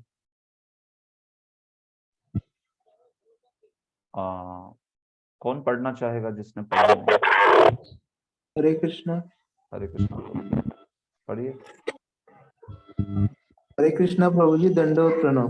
भगवान श्री कृष्ण, हाँ, भगवान श्री कृष्ण ने कहा, हे महाबाहु कुंती पुत्र, निस्संदेह चंचल मन को वश में करना अत्यंत कठिन है, किंतु उपयुक्त अभ्यास द्वारा तथा विभक्ति द्वारा ऐसा संभव है।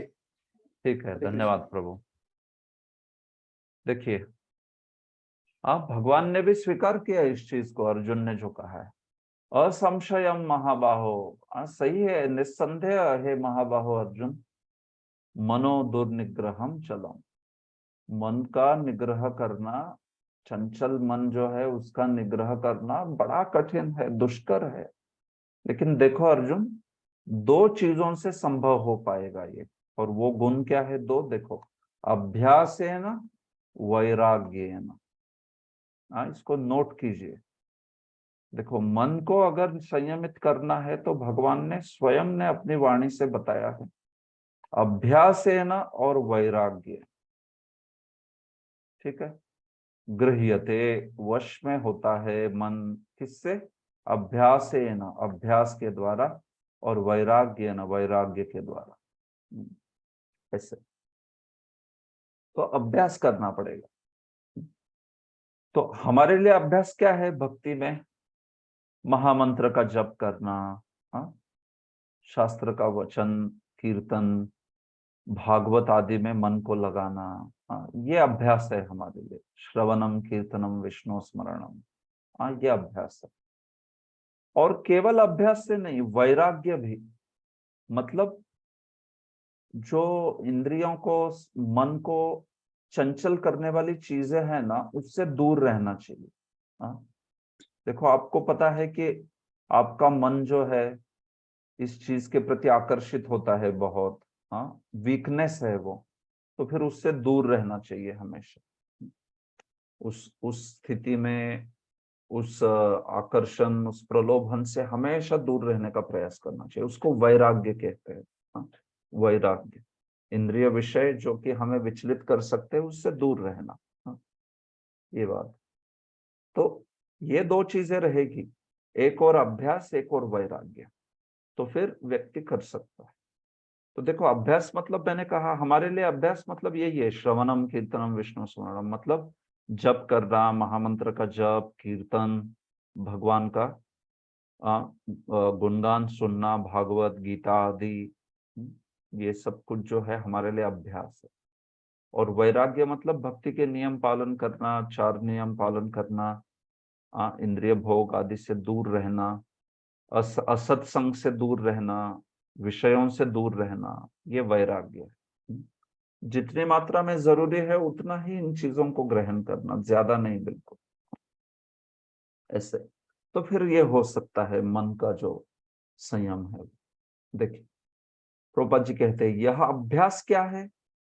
वर्तमान युग में तीर्थवास, परमात्मा ध्यान, का इंद्रिय का निग्रह, ब्रह्मचर्य पालन, एकांतवास, ये सब कठोर विधि विधान संभव नहीं है कि नहीं?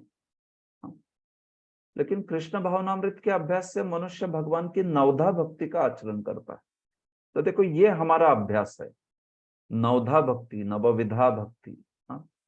श्रवणम, कीर्तनम, विष्णु स्मरणम, पाद सेवनम, अर्चनम, वंदनम, दास्यम, सख्यम, आत्मनिवेदनम। तो इसमें सबसे पहले श्रवण है, गीता का श्रवण करना, भागवत का श्रवण करना, और फिर श्रवण के बाद कीर्तन, मतलब हरे कृष्ण महामंत्र का कीर्तन हो या भागवत का कीर्तन हो, जप करना, हाँ ये सब कुछ कीर्तन में आएगा। तो इस प्रकार से ये हमारे लिए अभ्यास है, इससे मन ये हो जाए। ऐसे ही हम लोग ये ध्यान योग वगैरह से प्रयास करेंगे तो बहुत कठिन है कि नहीं? परमात्मा का ध्यान, मन इंद्रिय निग्रह, ब्रह्मचर्य पालन कितना कठिन है आज की घड़ी में। ब्रह्मचर्य का पालन कर पाना, एकांतवास, हाँ कौन एकांतवास कर सकता है? हाँ बड़ा कठिन रहता है। तो इसलिए भक्ति का विधि बहुत अच्छा है। आप गृहे थाको वने थाको, हाँ कोई ब्रह्मचारी हो, गृहस्थ हो, कोई भी स्थिति में श्रवणम, कीर्तनम, विष्णु स्मरणम आदि करके भगवान की भक्ति जो है उसको प्राप्त कर सकता है, शुद्ध भक्त बन सकता है। वैराग्य का अर्थ क्या है? अभ्यास का अर्थ तो आपने देखा। वैराग्य का अर्थ है पदार्थ से विरक्ति और मन का आत्मा में प्रवृत्त होना। तो भौतिक विषयों से दूर रहना हमारे लिए खास करके 4 नियम का कड़े अनुशासन से पालन करना, ये अगर आप करेंगे तो फिर इस मन को नियंत्रित किया जा सकता है। तो यही बात है, भगवान की सेवा में लगाना चाहिए मन को। भगवान की जो सकारात्मक सेवाएं हैं उसको अगर उसमें मन को लगाएंगे तो वो फिर संयमित हो सकता है। तो प्रभुपाद जी ने बड़ा उदाहरण अच्छा दिया है इस चीज के, इसमें 11वें स्कंद से उदाहरण दिया है। भक्ति परेशानुभवो विरक्तिरन्यत्र। भक्ति से तीन इफेक्ट होते हैं, भक्ति से 3 परिणाम। अब भक्ति से क्या? भक्ति, परेशानुभव और विरक्ति। हाँ 3 इफेक्ट क्या है? भक्ति पहला इफेक्ट, दूसरा परेशानुभव। परेशानुभव मतलब परेश, परमेश्वर, उनका अनुभव, परेशानुभव। और तीसरा है विरक्ति, अन्य इंद्रिय भोग आदि से विरक्ति। तो देखो इसको एक्सप्लेन करते हुए श्री कृष्ण ने बड़ा सुंदर उदाहरण दिया है। ये 11वें स्कंद में है, ये भगवान ने स्वयं ने इसको बताया, श्री कृष्ण ने भागवत के 11वें स्कंद में। तो बोलते खाता है व्यक्ति, भोजन करता है, तो भोजन करने से 3 चीजें हो जाती है। तुष्टि, पुष्टि, क्षुधपाय। तुष्टि, पुष्टि और क्षुधपाय। तो क्या अर्थ होता है उसका?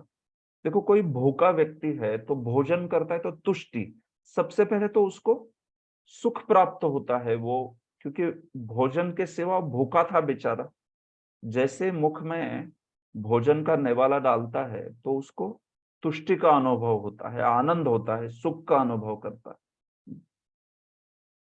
फिर उस भोजन से, खाने से पुष्टि, शक्ति का अनुभव करता है, पुष्ट होने लगता है। हाँ भूख के कारण उसके बेचारे की इंद्रियां सब शिथिल हो गई थी, इंद्रियां दुर्बल हो गई थी। अभी जैसे ही अन्न, भोजन, प्रसाद मुख में से शरीर में, पेट में जाने लगता है तो पुष्टि का अनुभव करने लगता है, शक्ति का। और तीसरा क्षुधपाय, उसकी जो भूख है वो धीरे धीरे धीरे कम होने लगती है, क्योंकि खा रहा है ना, अन्न पेट में जा रहा है, तो फिर भूख जो है कम कम कम कम होते जाती है। तो वैसे ही भक्ति में भी ये 3 जो इफेक्ट है वो होने चाहिए। हाँ बड़ी अच्छी चीज भगवान ने बताई है, सुंदर है। तो भक्ति में आपको ना थोड़ा, भक्ति करते हैं तो हमें सुख का अनुभव होना चाहिए। दूसरा, हमें भक्ति में शक्ति का अनुभव होना चाहिए कि अच्छा लग रहा है, मुझे और करना है, और करना है। हाँ? आनंद हो रहा है वो करते हुए, और जिसके कारण व्यक्ति शक्ति अनुभव कर रहा है, मतलब उसको और भी भक्ति में सेवा करने की, आगे बढ़ने की इच्छा जो है उसकी बढ़ रही। और तीसरा होता है क्षुधपाय, जिसका अर्थ है विरक्ति। विरक्ति, व्यक्ति इस जगत के जो विषय है उन विषयों से, उसका जो आसक्ति है विषयों से, वो दूर होने लगती है। धनम जनम सुंदरीम कविताम व जगदीश कामय, जैसे चैतन्य महाप्रभु कहते हैं। इन सारी चीजों से उसकी आसक्ति कम होने लगती है। तो भगवान की भक्ति में आनंद होता है उसको, उससे पुष्टि का अनुभव होता है, और बाकी चीजों में इतनी रुचि नहीं रहती, धीरे धीरे उसकी रुचि जाती है अन्य चीज। तो ऐसा ये त्रिविध प्रकार का भक्ति का परिणाम होना चाहिए। हाँ, तो दृष्टांत खाने क्या है? व्यक्ति खाता है तो जैसे 3 चीजें अनुभव करता है, तुष्टि, पुष्टि, क्षुधपाय। वैसे भक्ति से अनुभव करता है। भक्ति मतलब जो सुख है भक्ति का, और परेशानुभव मतलब उत्साह से और भी करना चाहता है। और तीसरा विरक्तिरन्यत्र, अन्य सारी चीजों में विरक्ति आने लगी। तो ये बात है, ठीक है। प्रभुपाद जी ने कहा है अंत में, यह ऐसे है जैसे कुशल उपचार और सुपथ्य द्वारा रोग का इलाज। हाँ? देखो, अभ्यास ऐसा है जैसे जो इलाज है ना, उस इलाज को, मतलब वो दवाई है उसको स्वीकारना, ये अभ्यास हो गया। और वैराग्य मतलब जो पथ्य है उसका पालन करना। बराबर है। आप में से जो भी खास करके आयुर्वेदिक दवाइयां लेते हो तो आपने देखा होगा, उसमें एक तो आपको दवाई लेनी है और दूसरा पथ्य का भी पालन करना होता है। एलोपैथी में कई बार पथ्य होते नहीं, कभी कभी होते भी है, बट खास करके आयुर्वेद में ये देखा होगा, प्रोस्क्रिप्शन एंड प्रिस्क्रिप्शन दोनों भी चीजें होती है। तो प्रिस्क्रिप्शन मतलब आपको ये दवाई खानी है, और प्रोस्क्रिप्शन मतलब ये चीजें टालनी है, पथ्य है वो। हाँ, ऐसे। तो इस प्रकार से तो ये अभ्यास और वैराग्य भी वैसा ही है। प्रभुपाद जी कहते हैं क्या करना चाहिए और किससे बचना चाहिए। ठीक है, इस प्रकार से। ठीक है, तो भगवान ने इस प्रकार से अर्जुन के उस प्रश्न का उत्तर दिया है। असंयतात्मना योगो दुष्प्राप इति मे मतिः, वश्यात्मना तु यतता शक्यो वाप्तुम उपायतः। ठीक है, यस, जिन्होंने पढ़ा नहीं है वो कृपया पढ़िए, कोई भी पढ़ना चाहते हैं। पढ़ू क्या प्रभु जी? यस, कृष्ण प्रभु जी, दंडवत प्रणाम। धन्यवाद। जिसका मन उच्च श्रुकुल है उसके लिए आत्म साक्षात्कार कठिन कार्य होता है, किंतु जिसका मन संयमित है और जो समुचित उपाय करता है उसकी सफलता ध्रुव है, ऐसा मेरा मत है। ठीक है, बहुत धन्यवाद माता। तो देखो, भगवान ने इस प्रकार से इस विषय को कंक्लूड किया है, निष्कर्ष दिया है कि देखो अर्जुन, मेरे विचार से जिसका मन उच्छृंखल है उसके लिए आत्म साक्षात्कार योग जो है दुष्प्राप है, कठिन है। लेकिन जो मन संयमित करता है उसके लिए सफलता निश्चित है। यही मेरा मत है। तो इसलिए निश्चित मन चंचल है, लेकिन इस मन को अगर अभ्यास से, वैराग्य से संयमित करोगे फिर योग सुप्राप्य है, नहीं तो फिर योग बड़ा दुष्प्राप्य है। जिस मन, जो व्यक्ति असंयमित है उसके लिए कठिन है। ऐसे ये बात है। ठीक है, तो यहाँ से अभी अर्जुन जो है अंतिम, इस अध्याय का अंतिम प्रश्न पूछेंगे, और जिस प्रश्न में जो पतित योगी है, जो गिर गया, उसका क्या होता है ये पूछेंगे। तो इसको मैं चर्चा करूंगा, लेकिन उसके पहले अगर किसी का कोई प्रश्न है इस विषय पर, हम लोग काफी टाइम से चर्चा कर रहे हैं, तो पूछ सकते हैं, फिर मैं आगे बढ़ता हूँ। इस 10 श्लोकों को शायद मैं आज ही खत्म कर दूं बचे हुए। सुष्मिता राधिका माता जी, ओके ठीक है। जय श्री राधा माता जी। हरे कृष्ण प्रभु जी, नमस्कार।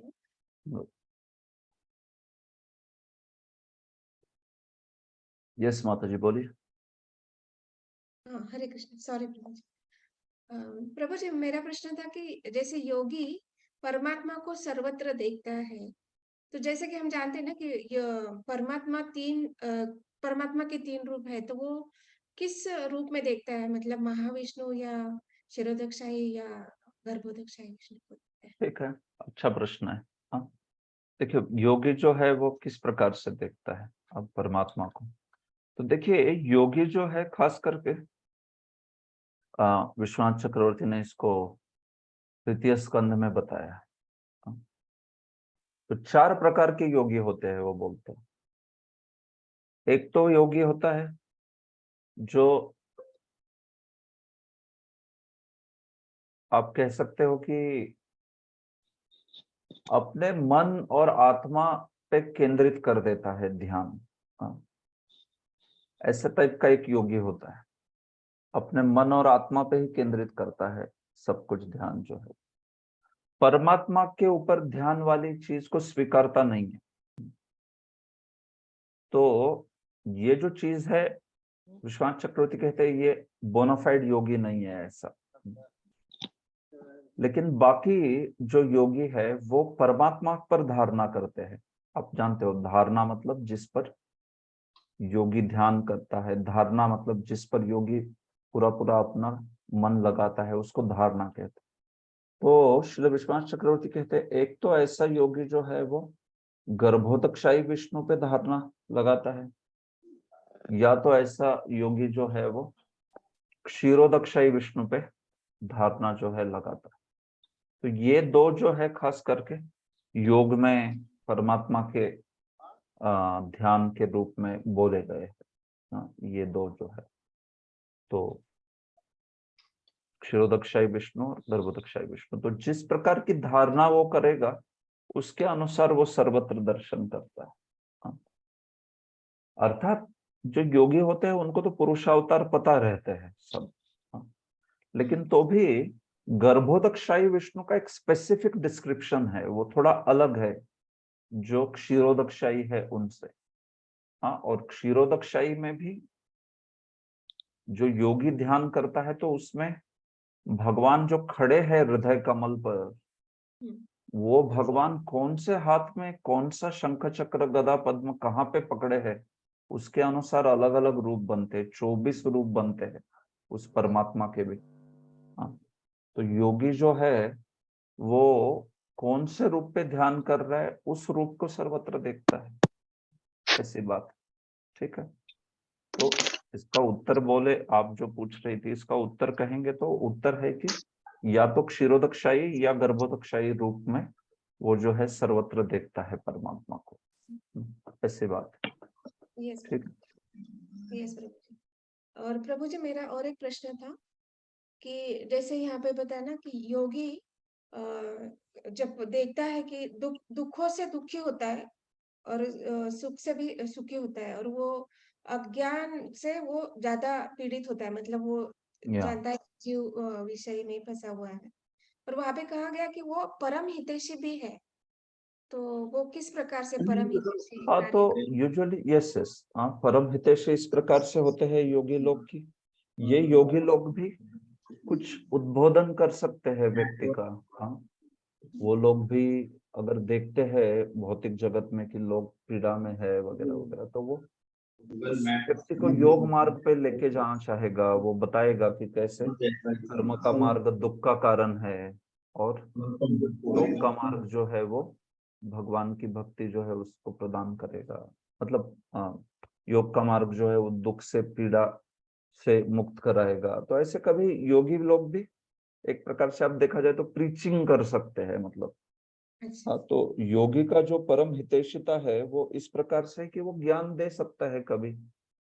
खास करके कर्म का मार्ग कैसे दुखों से भरा है उस चीज को बोल के योग का जो मार्ग है उस मार्ग पर परमात्मा के ध्यान के द्वारा इस संसार को ही लांघ दो, इस प्रकार का प्रचार योगियों में भी दिखाई पड़ सकता है, तो इसलिए उनको हितैषी कहा गया।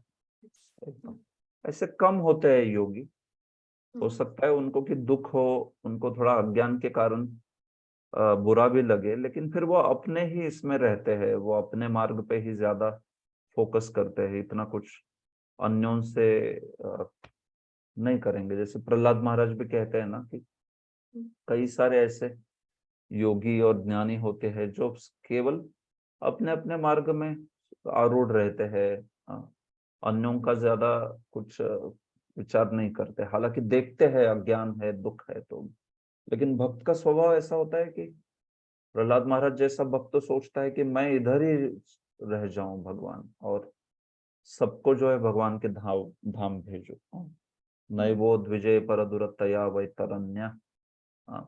मैं तो वैतरणी से भी नहीं डरता, कुछ नहीं डरता, मुझे तो बस इन मूढ़ लोगों को भगवान के धाम भेजने का। तो वो परम हितैषिता बाकी योगी ज्ञानी में भी कभी कभी दिख जाएगी, लेकिन इतनी नहीं होती जैसे भक्तों में होती।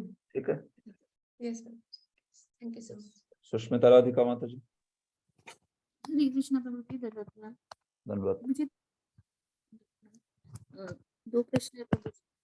तो अभी हमने मन के बारे में जाना कि वो हर समय ही भागता रहता है, तो प्रभु जी जब करते समय अगर हम कभी मन इधर उधर भागता है, तो क्या हम श्रीमद् भागवतम या भगवद गीता सामने रखकर जब भी ये इधर उधर भागे तो फिर ऐसे एक श्लोक या उसका तात्पर्य अनुवाद या फिर प्रभुपाद जी का कोई एक सीख उसके ऊपर मन को सेट लगाकर फिर उस भाव में, प्रार्थना भाव में जब कर सकते हैं?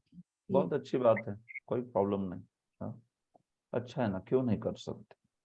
भगवान की वाणी है, इनफैक्ट ऐसी वाणी है कि जो हमारे मन को जगा देगी और फिर से वापस भगवान के नाम पे लेके आएगी। तो अच्छी बात है, इसमें कोई आपत्ति नहीं है। ऐसी प्रार्थनाएं बोलना जिसमें मन को प्रार्थना कर रहे कि भाई मन तो कर, भगवान के नामों का जप कर, क्यों यहाँ वहां दौड़ रहा है। हाँ, कई सुंदर सुंदर प्रार्थनाएं हैं इससे मन को। हाँ, तो ऐसी जो प्रार्थनाएं है, भवोद्भव क्लेश कषाशता हता परिभ्रमण इंद्रिय काफतांतरे नियम्यता माधव में मनोहय त्वदंग्रि शंकरो दृढ़ भक्ति बंधने। ऐसा श्लोक है पद्यावली में, बड़ा सुंदर श्लोक है कि हे मन, भवोद्भव क्लेश कषाशतः परिभ्रमण इंद्रिय का, अरे मेरा मन जो है ये इंद्रियों के घोड़े के इस कुमार्ग पर पागल की तरह दौड़ रहा है, इन घोड़ों के पीछे। तो वो भक्त प्रार्थना कर रहा है, हे माधव, हे श्री कृष्ण, हे राधे, नियम्यता माधव में मनोहया, हे माधव मेरे मन रूपी इस घोड़े को जो दौड़ रहा है पागल की तरह इधर उधर, तो उसको आप कृपया नियम्यताम, उसको आप बांध दीजिए। कहाँ बांधना है? श्री कृष्ण आपके चरण को बांध दीजिए, इस घोड़े को, मेरे मन रूपी घोड़े को आपके चरण रूपी शंकु को बांध दीजिए। ऐसा सुंदर प्रार्थना करते हैं।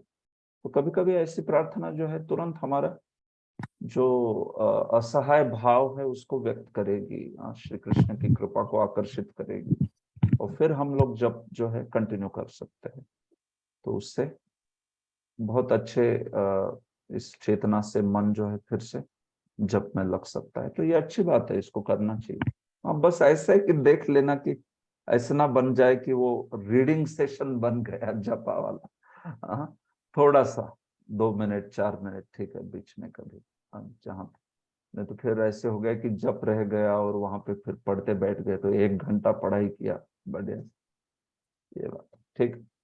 नहीं प्रभु जी, मतलब ना कि वही विचार मन में अगर शुरू रह जाते हैं जो पढ़ा है, तो उस पे फोकस हो रहा है, तो वो भी चलता रहेगा और जब भी चलता रहेगा, तो ये कैसे ये हो सकता है? नहीं, वही है ना कि वो जो विचार है उस विचार को लेके हमें जप को आना है। नहीं तो फिर ऐसा हो गया कि मन को आपने और भी विचार दे दिए, जिसकी चर्चा कर सकता है, वो भले ही भगवत गीता के है नहीं, लेकिन तो भी ऐसे टाइम पे क्या करना है, मतलब देखिए माला जो है आप उसको साइड में रखिए, उसको पढ़ लीजिए और फिर भगवान को प्रार्थना करके फिर से माला उठा के जप करना है ऐसा।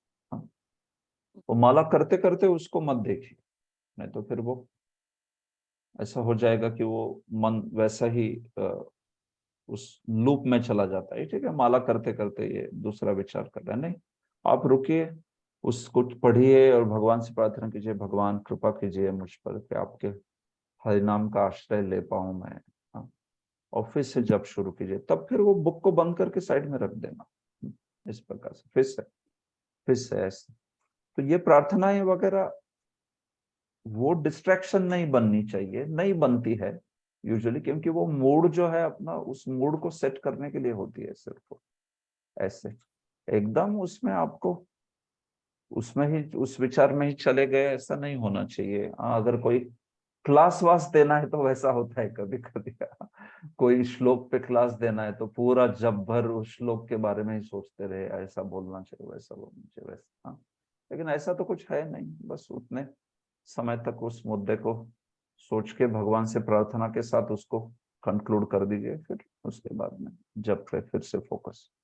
ठीक है, वही बोल रहा हूँ, लेकिन ये भी नियमित और संयमित होना चाहिए, मर्यादित होना चाहिए। ऐसा नहीं कि हर एक राउंड के बाद आपको ये सब करना पड़ रहा है, तो हो सकता है आपका समय भी जाएगा जपा का फिर। हाँ, तो कभी 3-4 माला के बाद में थोड़ा सा 3 मिनट रुक के कुछ प्रार्थना कर दी, कुछ पढ़ लिया, फिर से 4 माला कर ली, इस टाइप से। ठीक है।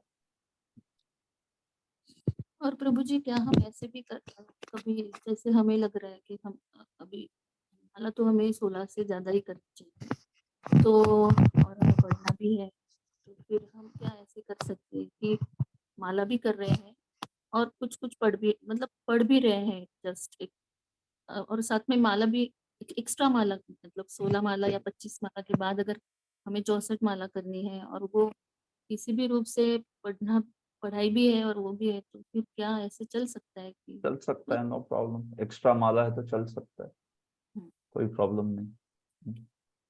एक्स्ट्रा माला के साथ तो आप अन्य कार्य कर सकते हो।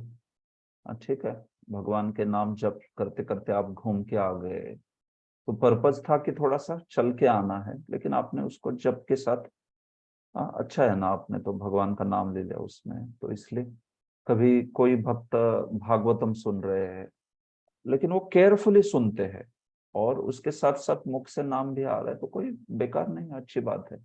बस ऐसा नहीं होना चाहिए कि उससे उस स्पीकर को डिस्टरबेंस होने लगा, बाकी भक्तों को डिस्टरबेंस हो रहा है क्योंकि बोल रहा है हरे कृष्ण कृष्ण कृष्ण हरे राम हरे राम, ऐसे।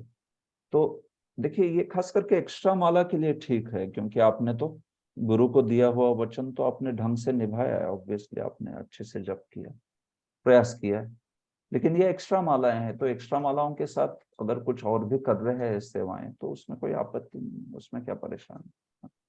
इनफैक्ट वैसे आदत लगनी चाहिए कि हम लोग अन्य अन्य सेवाएं करते हुए भी भगवान का नाम निकले निरंतर रूप से, ये तो अच्छी ही बात है, इसमें कोई खराबी नहीं। लेकिन कोई जप करते करते पढ़ना भी कर पा रहा है, ये तो मैं थोड़ा अचरज है मुझे, ऐसा भी होता है क्या? यूजुअली जप करते करते पढ़ना कठिन हो जाएगा मेरे विचार से। आप शायद सुन भी लोगे, लेकिन पढ़ने में तो थोड़ा फोकस लगता है ना, तो पढ़ रहे हैं तो फिर हरे कृष्ण भगवान की चेतना से दिव्य हरे कृष्ण जागृत होने के बाद व्यक्ति जो है हरे कृष्ण, ऐसा हो सकता है। लेकिन हो सकता है कोई कर भी सकता है, शायद अकम्प्लिश हो सकता है। कई मैंने भक्त देखे हैं जो भागवतम सुनते हैं और जप भी करते हैं साथ में, और एक्स्ट्रा करते होंगे होपफुली, लेकिन फिर वो उन्होंने सब सुना रहता है अच्छे से। मैंने 1-2 बार चेक किया उन लोगों को और पूछा कि ये प्रभु जी ने इसके लिए क्या उदाहरण दिया, तुरंत बता दिया उसने, ये उदाहरण दिया। अरे बोले ये तो सुन रहा है अच्छे से। तो ऐसा हो सकता है माता जी, कुछ कुछ भक्त ऐसा ऐसा प्रैक्टिस करके बन जाते हैं वैसे। लेकिन 16 माला बैठ के फोकस से करनी चाहिए, बाकी फिर उसके ऊपर एक्स्ट्रा तो आपकी इच्छा है, वो कोई प्रॉब्लम नहीं उसमें। ठीक। तो प्रभु जी मतलब वो माला जो है वो हमने 64 माला कर ली, ऐसे नहीं गिनी जाएगी, लेकिन ऐसा है? हाँ हाँ, अगर हम 64 कर रहे, अगर हम लोग कह रहे हैं कि हम 64 माला कर रहे हैं, तो फिर वो तो देखो, वो नियम से अगर आप करना चाहते हो तो फिर उसमें तो ऐसा नहीं होता है, राइट? हाँ, जप के नियम है ना अपने से, जैसे उपांशु शैली में जप किया जाता है, तो वो मतलब आपको इस टाइप से करना है कि आप स्वयं उसको सुन पा रहे हो, और फिर अन्य अन्य चीजों में व्यस्तता नहीं होनी चाहिए, तब वो जप का विधि है वो वैसे। तो वो तो एक एक्स्ट्रा माला आदि के लिए कर भी रहे कोई, सारी ही आध्यात्मिक कार्यों में जप होना ही चाहिए। हाँ, इसलिए वो ठीक है। लेकिन अगर आप 64 माला कर रहे हो और मतलब एक गंभीरता से प्रतिज्ञा के रूप में कर रहे हो, वचन के रूप में, हाँ, कुछ कमिटमेंट के रूप में, तो फिर उसको नहीं करना चाहिए वैसे। हाँ, फिर उस पर फोकस रह के ही करे, ठीक है। ठीक है माता थैंक जी। यू। वैभवी माता जी पूछिए, चलिए आगे बढ़ना है हमें। हरे कृष्ण माता जी, प्रभु दंडवत प्रणाम। मेरा भी मन के बारे में ही है। मन का दिया है कि सभी चंचल है, ब्रह्माथी बलवत दृढ़म, लेकिन खुद मन ये तो कृष्ण ही है ना। हाँ मन जो है हाँ वो खुद कृष्ण ही है। आगे के इसमें आता है ना कि मेरा रूप मैं ही खुद, मन भी मैं ही हूँ। तो हम जो अच्छा ये अच्छा प्रयास अच्छा, कर रहे हैं, ओके ओके। तो हाँ, हम, वो विभूति योग की बात कर रही हैं आप। हाँ ओके ओके, विभूति। तो यस यस। तो फिर हाँ, तो माता जी नहीं, ऐसे नहीं होता, वो मन ही कृष्ण ही है ऐसी बात नहीं है। देखो, वो विभूति योग में आप सुनेंगे उसका एक अलग अर्थ होता है। विभूति योग में क्या अर्थ होता है कि इस दुनिया में जो भी कोई चीज बड़ी शक्तिशाली है, बलवान है, सुंदर है, हाँ, तो वो भगवान की शक्ति का एक प्रतिबिंब है, ऐसा अर्थ होता है विभूति का। वो भगवान नहीं है। हाँ, हालांकि वहां पे भगवान कहते हैं ऐसे साम वेदोस्मि, ये वो अस्मि अस्मि, मैं हूं। लेकिन हाँ उसके पहले भगवान बताते हैं कि इसका अर्थ कैसे लेना है। मैं विभूति हूं हर एक, तो इसका अर्थ क्या लेना है ये पहले भगवान बता देते हैं, और फिर उसके बाद वैसे शब्द प्रयोग करते हैं। तो इसलिए उसका अर्थ वो भगवान है ऐसा नहीं होता। नहीं तो फिर हमारा मन जो है वो तो फिर जो भी बोल रहा है वो भगवान ही बोल रहा है ऐसा अर्थ निकलेगा। तो वैसा नहीं है वो उसका अर्थ ये होता है कि मन की भी जो शक्ति है, वो मन में कुछ शक्ति क्यों है, क्योंकि वो मन जो है भगवान की ही शक्ति का एक छोटा सा प्रतिबिंब दिखा रहा है। जैसे सिंह है, सिंह इतना शक्तिशाली क्यों होता है, क्योंकि वो भगवान की शक्ति का छोटा सा अंश है। मम तेजो अंश संभव, हाँ, ऐसे। तो वो छोटा सा अंश है कृष्ण की शक्ति का, वो कृष्ण नहीं है। हाँ, ऐसी बात। लेकिन इस दुनिया में जो भी कोई चीज है, भगवान बता रहे कि देखो मुझसे स्वतंत्र नहीं है, मैंने ही उसको वो थोड़ी सी शक्ति दी है, इसलिए वो वैसा शक्तिशाली बना है। हाँ, तो ये बात है। तो इसलिए मन भी वैसा है, लेकिन इसका अर्थ ये नहीं कि मन जो बोल रहा है भगवान बोल रहे हैं, नहीं नहीं। तो वो तो भगवान ये बताने के लिए बता रहे कि हर जगत की हर चीज जो है वो मुझसे ही शक्ति आती है वो। तो इसलिए आपको देखना चाहिए कि मुझसे डिस्कनेक्टेड ऐसी कोई चीज नहीं है, सब कुछ मुझसे कनेक्टेड है। तो बस आप जो है, अब विभूति योग का अपना तात्पर्य है। देखिए, विभूति योग अपने में एक विषय है, मैं अच्छे से बता दूंगा तब आपको कि विभूतियां भगवान की देख के हमारी क्या चेतना होती है उससे। हाँ, ठीक है माता जी। तो अभी के लिए आप इतना समझ सकते हो कि मन आदि जो है वो शक्तिशाली है, लेकिन वो हमें भगवान से दूर लेके जाना चाहता है, भगवान के पास नहीं लेके आना चाहता। भगवान से दूर लेके जाना चाहता है मन, तो वो परेशानी है। इसलिए हम लोग मन को ज्यादा ध्यान नहीं देते, मन को नियंत्रित करना चाहिए।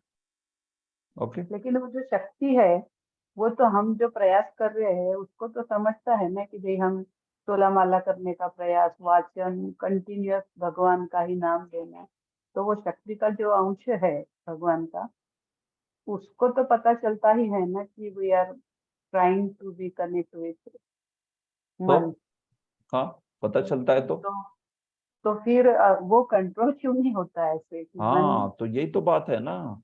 देखो हाँ। कंट्रोल क्यों नहीं होता वो, क्योंकि वो जो मन है ना, उस मन को जिस अवस्था तक वो अशुद्ध है, उस अवस्था तक वो शत्रु की तरह ही कार्य करता है। वो मन जो है ना, वो माया का एक एजेंट है। तो भगवान ने उसको पूरा पूरा माया जो भगवान की दासी है, तो माया ने उसको पूरा पूरा पावर दिया है कि तुम इस व्यक्ति को पूरा टेस्ट करो, थरली टेस्ट करो। हाँ? तो मन जो है ना, माया के एजेंट के रूप में अपने को पूरा 100% टेस्ट करता है। ऐसी कसौटी लेता है कि भाई सही में इस व्यक्ति की इच्छा है क्या कृष्ण को प्राप्त करने की। तो जब वो कन्विंस हो जाए ना, भगवान जो है हमसे हमसे चाहते हैं कि हम इस प्रकार का अभिव्यक्ति करे, एक्सप्रेशन करे हमारी भक्ति का, कि माया कन्विंस्ड हो गई कि इस व्यक्ति को कृष्ण ही चाहिए, मैं चाहिए ही नहीं। तो फिर माया जो है वो छोड़ देती है। फिर आप देखो मन वगैरह सब कुछ ना फिर वैसा मित्र बन जाएंगे। फिर मन वगैरह इतना जो कि शत्रु की तरह कार्य कर रहे थे, वे फिर मित्र बन जाएंगे मन। और फिर वही मन जो है आपको भक्ति के लिए प्रेरित करेगा। हाँ, आप कभी कुछ आलस करोगे, हाँ चलो आज नहीं उठेंगे मंगल आरती को, तो मन बोलेगा अरे नहीं नहीं नहीं, उठो उठो, ऐसे कैसे, भगवान का इतना सुंदर दर्शन भगवान सुबह दे रहे हो, तुम सो रहे हो, तो उठो। हाँ, तो ये अभी मन बोलने लगा। देखो कैसे हो गया, क्योंकि शुद्ध हो गया ना। हाँ, वो बहुत शुद्ध हो गया, तो अभी शुद्ध मन आपको पूछ रहे, ये बात है। तो इसलिए ये बहुत महत्वपूर्ण चीज है। भगवान टेस्ट करते हैं अपने को, अच्छा कसौटी लेते हैं, इतना सहजता से नहीं आने देते आध्यात्मिक जगत में। लेकिन एक बार कन्विंस हो गए भगवान की अरे ये बहुत गंभीर भक्त है, तो फिर देखो फिर वो छोड़ देते हैं, सारा कंट्रोल माया का निकल जाता है। फिर ऐसा भक्त बहुत स्विफ्टली जो है आगे बढ़ेगा एकदम। हाँ, तो इसलिए आप इस प्रकार से समझिए कि जैसे एक परीक्षा की तरह है ये। तो परीक्षा मंडल होता है, तो वो परीक्षा मंडल परीक्षा इसलिए नहीं लेता ना कि हमें फेल करना है। वो क्या टेस्ट करते हैं कि इसने पढ़ाई की है क्या अच्छे से, ये पर्पज होता है ना। दुनिया का ऐसा कौन सा परीक्षा मंडल होगा जो छात्रों को फेल करने में मजा लेता है, नहीं होता ऐसा। वो तो देखते हैं कि किसने पढ़ाई की है अच्छे से, जो पढ़ाई करेगा वो इसको सॉल्व करेगा। तो वैसे माया देवी टेस्ट करती है हमें। और माया मतलब माया के सब एजेंट नीचे के, मन इंद्रियां सब कुछ है,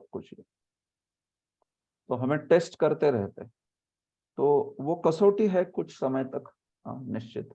एक बार वो कसौटी पार कर ली तो फिर हम लोग भक्ति के मार्ग पे एकदम रॉकेट स्पीड से आगे बढ़ेंगे। ठीक है, very nice Prabhu, thank you. Hare Krishna. Okay, मुझे लगता है आज के सत्र में प्रभु जी बचे मेरा एक हुए प्रश्न था। हरे कृष्ण 10 श्लोक रह जाएंगे। हाँ, महानंदिनी सुदेवी माता जी पूछे क्या। प्रभु जी, जप के बारे में था मेरा प्रश्न। पिछले बार मंदिर में हमारे यहाँ पे जब लेक्चर हुआ था एक सुदामा प्रभु जी का हमारे, तो प्रभु जी उन्होंने कहा था कि हम जब जपा करते हैं तो हमें जो वो उसमें कृष्ण शब्द है ना, वो कृष्ण ही बोलना चाहिए। तो हम जपा करते वक्त इतने साल से तो अभी हरे कृष्ण ऐसा कृष्ण बोलते हैं। तो प्रभु जी फिर जपा ये गलत है क्या? मैं जो करती हूँ वो कृष्ण होना चाहिए, ऐसा उनका कहना है। देखिए माता जी, जब में भगवान का नाम तो लेना चाहिए अच्छे से, हाँ इसमें तो कोई संदेह नहीं। लेकिन कृष्ण शब्द का सही उच्चारण क्या है, इस शब्द को जानने के लिए संस्कृत का ज्ञान होना चाहिए बहुत। हाँ, आप देखोगे मराठी लोग कृष्ण शब्द को कैसे बोलते, कृष्ण बराबर है, क्रू क्रू बोलते, क्रू ऐसे। और फिर हिंदी वाले लोग बोलेंगे तो आप देखोगे क्री बोलते, कृष्णा, कृष्णा ने कहा, कृष्णा भगवान कृष्ण, हाँ, ऐसे। बंगाली में जाओगे तो कृष्णो बोलते, कृष्णो, हाँ, कृष्णो। तो अगर किसी को मूल हरे कृष्णा महामंत्र का उच्चारण सही में करना है ना, तो उसको तो पहले तो संस्कृत का ज्ञान होना चाहिए। कृष्णा, हाँ ऐसा उच्चारण होता है। कृ कृ हाँ, संस्कृत में कृ होता है, ऋकार होता है। कृष्णा, स्न भी नहीं, क्षण, हाँ श और अण ऐसा होता है। वो आपकी जिह्वा जो है ऊपर तालु को स्पर्श करनी चाहिए उसमें। क्षणा ऐसा होता है, क्षणा। और कृ जो होता है ना, वो क्रू भी नहीं है और क्री भी नहीं है, वो कृ होता है। कृ, कृष्णा, कृष्णा, कृष्णा ऐसे बोलते हैं उसको। तो अगर हम लोग इतना ध्यान देंगे क्रू और क्रू पे, तो वो तो महामंत्र भूल जाएंगे और वो क्रू कृष्ण में भी अटक जाएंगे, है कि नहीं। राम बोलते हैं भक्त लोग, राम, हरे राम, राम राम। हाँ देखो, मराठी में कोई सीखता है, हिंदी में सीखता है, तो राम बोलने की आदत होती है, राम। राम, संस्कृत क्या होता है, राम, राम नहीं, राम। आप देख सकते हो वो म जो है उसको थोड़ा सा लंबा होता है, वो मतलब रस्वई होता है लेकिन लंबा होता है, राम नहीं। भगवान राम ने कहा नहीं, राम, भगवान राम। हाँ इस प्रकार से। तो हरे कृष्ण महामंत्र में भी हरे कृष्णा, हरे कृष्णा, कृष्णा कृष्णा, हरे हरे, हरे राम, राम राम, हरे हरे, इस प्रकार से उसको बोलना चाहिए। लेकिन आप देखिए, आप बोल पाएंगे क्या? कई बार प्रयास तो करना चाहिए, हमने परफेक्ट प्रयास करना चाहिए, लेकिन हो सकता है कृष्णा में भी कुछ गलती हो जाएगी। मराठी लोग कृष्णा बोल देते हैं, जो कि गलत है, ऐसा नहीं होता। वो कृष्णा है ही नहीं, वो तो पहले संस्कृत जानना पड़ेगा आपको, वो कृ कैसे बोला जाता है, कृ, हाँ, कृ, कृष्णा ऐसे बोला जाता है। तो इसलिए मैं कहूंगा कि इस पे आप चिंता मत कीजिए, क्रू, क्री, हाँ ये अगर आप सीखना चाहते हो उस टाइप का, तो फिर भाषा का ज्ञान सीखना चाहिए, पूरी भाषा अच्छे से आनी चाहिए, फिर आप बता पाओगे कि उसका उच्चारण कैसे होता है। लेकिन देखिए, बात जानी है इस चीज को, प्रयास निश्चित करना चाहिए। मैं ये नहीं बोल रहा कि अच्छे से जो उच्चारण करते हैं उनका कोई दोष निकालने का प्रयास नहीं करना चाहिए, लेकिन फाइनली देखिए, भक्ति में ना खास करके पंचरात्रिक मार्ग में भाव की बहुत जरूरी होती है। देखो, आप तो अभी कृष्णा कृष्णा कह रहे हो, राम शब्द अगर आप चाइनीज देखोगे तो उनमें र ही नहीं होता, र वो बोल ही नहीं सकते, लाम बोलते, लाम, हले लाम, हले लाम, लाम लामा, हले हले, र नहीं बोल पाते हो। कुछ कुछ भाषाएं होती है ऐसी, हाँ, र नहीं बोल पाते। या फिर नॉर्थ इंडिया में आप देखोगे श को वो स ही बोल देंगे, हाँ, श्याम सुंदर बोल देंगे, श्याम सुंदर, श्याम सुंदर, हाँ ऐसे बोलना चाहिए, श्याम सुंदर, लेकिन श्याम सुंदर बोल देंगे। क्यों? वो जमता नहीं उनको कई बार। हाँ तो देखो, इसलिए ये सब चीजें ना, अगर भौगोलिक इससे जाएंगे तो कितना उसमें कठिनाई हो जाएगी। किसी को ल बोलने को नहीं आता, किसी को श बोलने को नहीं आता। हाँ कितने सारे अच्छे अच्छे भक्तों को भी मैं देखता हूँ, श और श समझता नहीं डिफरेंस क्या है। हाँ शहामृग जो है और श, षटकोण वाला श, हाँ ये दोनों अलग है। तो कृष्ण में श है, श नहीं है। लेकिन डिवोटी बोलेंगे कृष्णा, कृष्णा कृष्णा, हरे कृष्णा, हरे कृष्णा, हाँ ऐसे। तो ये चीजें ज्यादा मायने नहीं रखती। हाँ इस पे ज्यादा बहुत दिमाग खटाना नहीं चाहिए, नहीं तो फिर क्या हो जाएगा, वो भक्ति की जो भाव है, वो कृष्ण को पुकारने की असहाय चेतना है, वो सब भाग जाएगी और इसमें ही अटक जाएंगे। राम बोला कि राम बोला, कृष्ण बोला कि कृष्ण बोला। देखो, एक बार प्रभुपाद जी को एक पंडित जी आके, तथाकथित पंडित जी आके बोलने लगे, अरे स्वामी जी देखिए, स्वामी जी आपके भक्त लोग कृष्ण शब्द को ठीक से नहीं बोलते, वो कृष्ण कृष्ण ऐसे बोलते, या फिर कुछ कृष्ण कृष्ण कृष्ण। वो जो रशियन होते हैं, आपने देखा है कैसे बोलते, हरे कृष्ण, हरे कृष्ण, कृष्ण कृष्ण ऐसे बोलते, कृष्ण नहीं बोल पाते। तो बोले वो क्या है स्वामी जी, कृष्ण शब्द का वास्तविक उच्चारण कैसे है, कृष्ण या कृष्ण या कृष्ण? तो स्वामी जी प्रभुपाद जी बड़े अनोखे है कि नहीं? प्रभुपाद जी ने कहा पंडित जी चिंता मत कीजिए, कृष्ण को पता है उनको कौन बुला रहा है।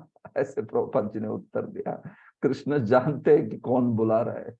हाँ, तो आप इतनी चिंता मत कीजिए, भक्ति से भगवान को बुलाइए। तो मैं फिर से वो चीज दोहराऊंगा कि देखिए, अगर कोई अच्छे से उच्चारण कर रहा है तो अच्छी बात है, लेकिन वो अच्छे से उच्चारण करना भी मतलब ऐसे नहीं कि भाई उसको लग रहा है कि मैं अच्छे से उच्चारण कर रहा हूँ। उसको ज्ञान होना चाहिए, उसको खुद को पता होना चाहिए ढंग से कि ये क्या है, कृष्ण शब्द कैसे बना है, उसमें ककार है, ककार को ऋकार है, और वो ऋकार जो है वो मूर्धन्य व्यंजनों में आता है। ये सब ज्ञान के बाद कुछ बताने का प्रयास किया तो ठीक है, नहीं तो ऐसे हो सकता है जो बता रहे हैं उसको ही ज्ञान नहीं है कैसे उच्चारण करते, और फिर काय को लोगों को बताने का। और वैसे भी ये सब चीजें सीखने के बाद भी महत्वपूर्ण चीज है कि आप किस प्रकार का भाव रखते हैं। ये सब परफेक्ट प्रोनाउंसिएशन करके भी अगर कृष्ण के प्रति भक्ति ही नहीं है तो फिर गड़बड़ हो जाएगी। हाँ, फिर वो उस वाले उस जब से कुछ लाभ नहीं होता, ज्यादा लाभ नहीं होता। हाँ, तो ये बात है। हाँ, उच्चारण सीख सकते हो आप अच्छे से तो सीखिए, बहुत अच्छी बात, लेकिन ऐसे नहीं हो जाए कि उच्चारण में मूल भक्ति का भाव ही गायब हो गया, इतना उच्चारण पे ध्यान की उसमें वो भूल गए कि मुझे तो श्री कृष्ण को पुकारना है असहाय अवस्था में। ठीक है माता जी, धन्यवाद प्रभु जी। हरि बोल। हरि Yes. अन्य कोई प्रश्न? पद्मवाली ने माता जी आप कुछ पूछना चाहते थे या मनी ध्रुव प्रो? यस, ठीक है, ओके। तो यहाँ पर रुकते हैं फिर। इस अध्याय के अंतिम 10 श्लोक बचे हैं, तो इन श्लोकों को मैं अगले बार ले लेता हूँ। उसको शायद आधा घंटा लगेगा और बस, ज्यादा नहीं। उसके बाद में बहुत महत्वपूर्ण बीच वाला सेक्शन भक्ति योग वाला शुरू कर रहा हूँ। तो अगले हफ्ते से हम लोग 2 दिन कक्षा करेंगे, गुरुवार और शुक्रवार, 7 से लेके 9:30 तक, या कभी 7:30 भी हो सकता है, मैं बताऊंगा। तो इससे थोड़ा सा जल्दी हमारा समाप्त होगा। छठा अध्याय खत्म होने के बाद फिर 12 अध्याय बचते हैं, तो उसको करना चाहेंगे जल्द ही। अब मैं स्वयं आपको बता दूं कि मैं इस साल के बाद में उपलब्ध नहीं रहूंगा। अगले साल से मतलब 1 जनवरी 2024 से मेरी 7 दिन व्यस्तताएं हैं। 7 दिन शाम में कुछ कोर्स पढ़ा रहा हूं मैं, तो उसकी वजह से मैं खुद ही कर नहीं पाऊंगा क्लासेस। तो इसलिए मेरा खुद का ही विचार है कि इसको मैं दिसंबर के पहले पूरा ही करूंगा किसी भी हालत में भगवत गीता को। और मेरे विचार से आपके लिए भी वो अच्छा ही रहेगा, क्योंकि हमारा ऑलरेडी 3-3.5 साल हो गए इस कोर्स को शुरू करके, तो हमने इस साल उसको खत्म करना ही चाहिए कैसे भी करके। तो थर्सडे और फ्राइडे करेंगे, तो मेरे विचार से हो जाएगा ये, ज्यादा परेशानी नहीं होगी। दिसंबर के पहले निश्चित रूप से, अगस्त, सितंबर, अक्टूबर, नवंबर, 4 महीने में एक्चुअली खत्म हो जाएगा। हमने एडिशनल 1 दिसंबर महीना पकड़ा है, इधर उधर की क्लासेस कैंसिल होगी तो जिससे ये खत्म हो जाएगा। ठीक है, राधा राधानाथ प्रभु क्या है, बोलिए। तो ये पूछ सकता हूँ ना क्वेश्चन, एक ही क्वेश्चन? यस प्रभु, थोड़ी बड़ी आवाज में, ऊंची आवाज में बात करेंगे, सुनाई नहीं दे रहा। आवाज आ रही है अभी? हाँ अभी आ रही है। वही बोला था, ये चैप्टर नंबर 5 में जो निष्काम कर्म योग जो बताया था ना, तो आवाज नहीं आ रही? थोड़ी सी, बहुत ही मंद है, छोटी है बहुत, पता नहीं क्या हो रहा है।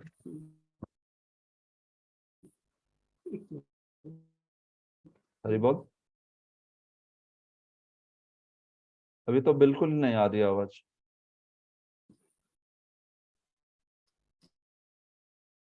हरे कृष्णा। ओके, आपको मेरी आवाज सुनाई दे रही है क्या? नहीं आ रही है। जय श्री राधा माता जी, देव कन्या माता जी। आपको आवाज हाँ, सुनाई दे रही है सुनाई मेरी? दे रही नहीं? हाँ प्रभु जी, आ रही है आवाज आपकी, हाँ प्रभु जी आ रही है आपकी आवाज। अच्छे ओके। से आ रही है। मैं नहीं सुन पा रहा हूँ राधा राधानाथ प्रभु, आवाज आपकी मतलब बहुत धीमी है, बहुत छोटी। या ठीक है फिर प्रभु जी, मैं अगले सत्र में पूछ लूंगा। ठीक है, आप अगले सत्र में पूछिए या मुझे मैसेज कीजिए, मैं बता दूंगा जो। ठीक ठीक। ग्रंथराज श्रीमद् भागवतम, श्रीमद् भगवत गीता की जय, श्रील प्रभुपाद की जय। हरे कृष्ण।